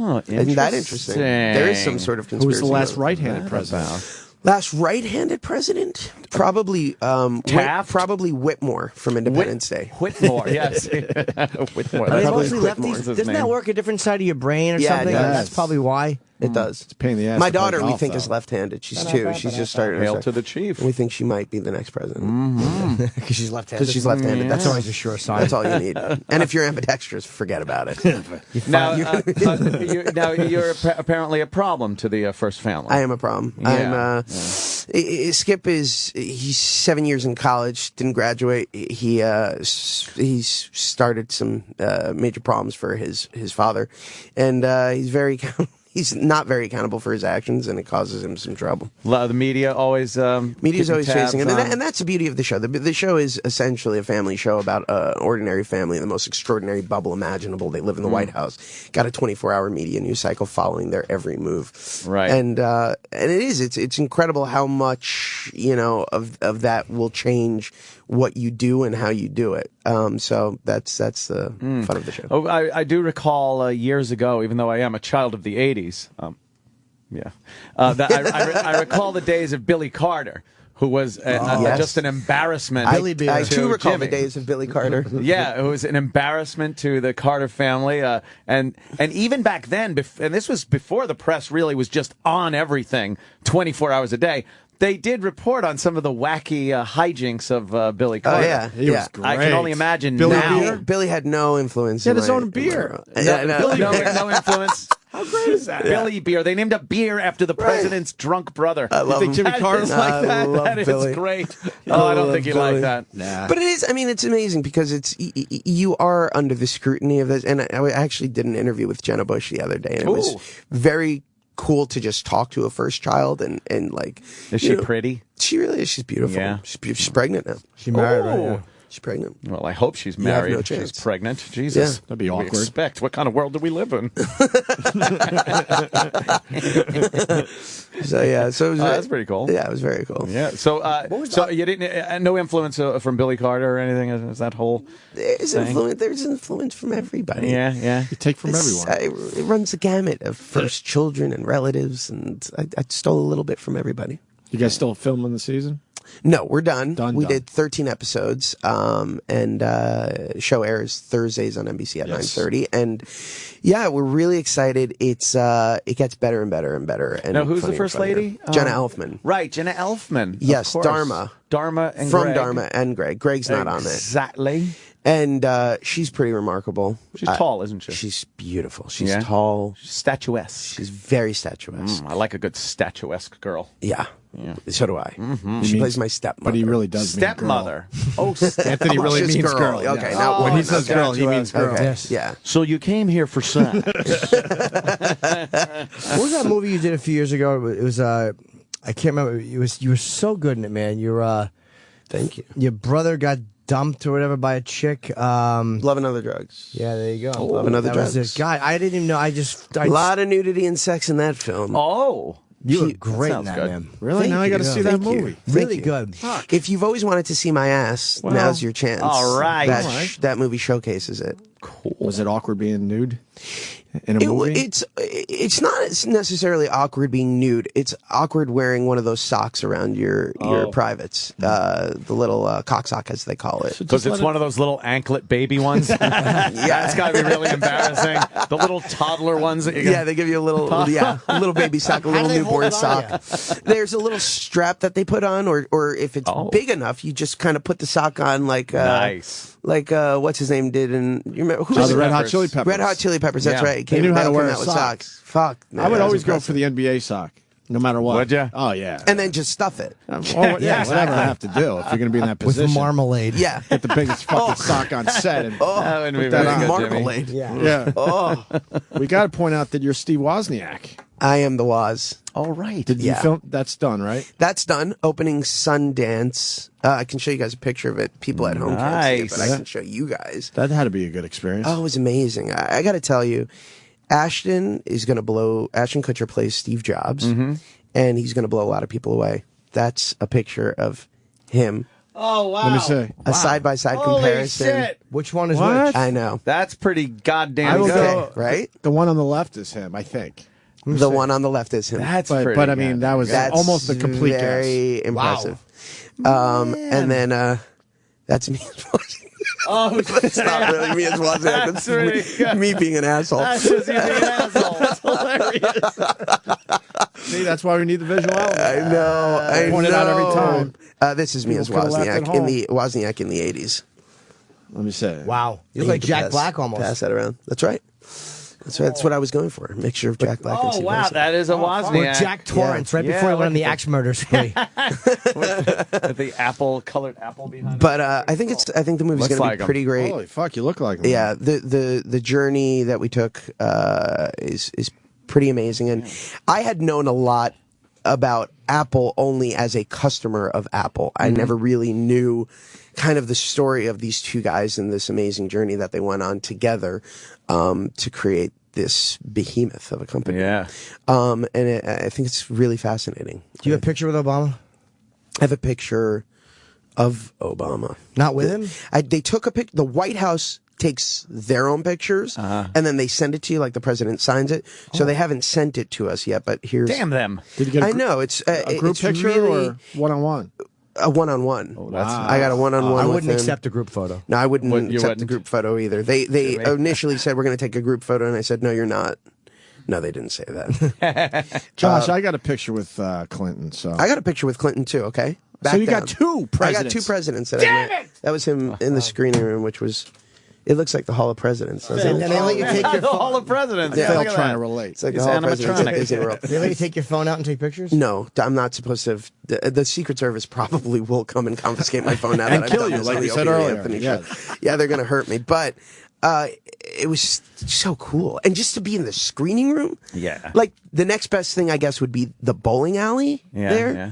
That's so pretty badass. yeah, it was pretty badass. Wait, so Yeah. where were you allowed that the average person wasn't in the White House besides the screening room? Well, 'Cause we when went. you They take- gave us a tour of the East Wing. They gave us a tour and of no like. one gets to do that really. Unless... I don't know. That's like the residential side, The right? residential side. Yeah. Nobody goes up to like his home Sure. portion. Mm-hmm. But we got just a tour of like all where he does everything. What's the East Wing? Like, what's there that you saw that was pretty Well, fascinating? the coolest was the area where he gave the speech on Bin Laden's death, which that I have a little picture hallway? of Bill Pullman standing in front of there doing it. So, now, here's an interesting tidbit. Bill Pullman might be the only actor to ever screen two movies or two things of himself playing the president for two different presidents, because he also screened Independence Day for Bill Clinton. That's the hallway. That's the hallway. Pretty cool. This The is the famous East hallway. Room, which is Nice pano shot. yeah, pretty remarkable. yes. I used my panorama on my phone. Technology rules. You didn't go up to see the Obama's bedroom or see where like the little upstairs bathroom Well, I is? did. I snuck up there, but I wasn't supposed to. Jesus. Take yeah. a black light to the bed to see if anything It glows. was, it was. Oh God. Oh God. I know. It was. That's my Yeah, I'm not the president one you're that talking snapped about. illegal. I'm not the one that snapped illegal pictures in the White House. That is I know. true. It really is Criminal. true. I have respect I for the feel White House. very vulnerable now. But it was very cool. It Yeah. was very, and I stole a couple of napkins just Nice. while we're confessing to everything. Yeah. Don't blame me. I would've You taken probably would something. be very tempted to, get a fork or something. What a great experience. Anything with that White It was House amazing. thing on He's it. using the Lincoln Bible this weekend. He's Yeah. using Martin Luther King and Lincoln Bible. He's doing two. Doing two Bibles. Stack of Bibles. But Stack the of actual Bibles. Bible that Lincoln used, which Well, I he used guess that the first he did, time. right? Okay, Yeah, he used that back the first in time. Yeah. 2009. And He's Biden- He's actually using Daniel Day-Lewis's Bible. Oh, from okay. See, that's the movie Lincoln. He's not using the original. So, You're funny. It's a little, good. yeah, You're funny. a little weird. But Where does that Lincoln Bible go when they're not using it every 4 years? it's probably Smithsonian. Yeah. It's got Or that just little, in yeah. like a little like inauguration pile for presidents. Of like, I think it'd be here, great you're if it had that little slot in the back for the card. It just goes into the library. Right. Yeah, yeah. There. Stamped. Or he gives it to his daughters or- Somebody to drew play a with. stick figure flip movie thing in the corner of it. Yeah. That would be disrespectful, though. Yeah. a little bit, just a little bit. That's pretty, that's all right. And Biden is swearing on his family Bible, which has been in his family since like the 1800s. Really? Who Who has cares? but who has a family Think of Bible? how many old curmudgeons have read that. Right. Yeah. Say, get around. That's a lot. Yeah, you a lot of Bidens use that. Yeah. A lot Yeah, of but stop Bidens. competing with the Lincoln Bible. You're not going to beat it. No. He's trying to do his own thing. Well, how do you beat it. that? See, if it were me, I would do something just random, like Gerald Ford's Bible, or or Jimmy Carter's Bible, Right. Yeah, or like something Taft. really bad.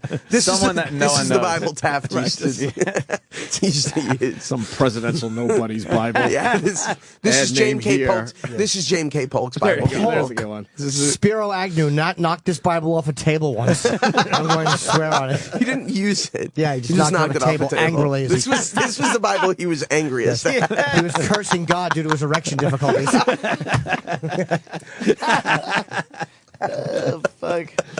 Why don't we start wrapping up, because it is getting up on that hour, Guys. and I must say it is Friday. Josh, we think the world of you. You know that, man. I think the world of you're guys. going to be fun. an even bigger star. We know it. And this 1600 Pen is on Thursdays at what NBC time? 9:30. Following The Office. And then, of course, we got to check out that Steve Jobs movie. Yes, please do. It's coming out in Biopic. April. In April. Yes. And Josh also wanted me to mention that my Sunday, February 17th shows at the Borgata with Amy, Dave Attell, and Artie are sold out. The first one. Second one goes on sale now, 10 a.m. Yeah. It's the only other show we're doing. Thank you I really wanted you to bring it up, and I felt embarrassed. No, I know. And when I first came in, he came in, he goes, mention the Vegas date. Yeah. I'm like, all right. So February 22nd, 23rd, I'm at the MGM with Dave Attell. And next weekend, I'm in San Diego. Nice. At the American Comedy Company. And Josh Gad on the Twitter. I think that's it. Anything else you want to add? You good? I'm great. All I right. love you guys. Thank you for spending your day with me. All right, we'll see you a year from now. Absolutely. Yes, maybe. Absolutely. Josh Gad, have a good weekend. We'll see you Thanks, guys man. Tuesday. The Opie and Anthony Show is premium. This show will be available later today with SiriusXM On Demand. After O&A Live is next.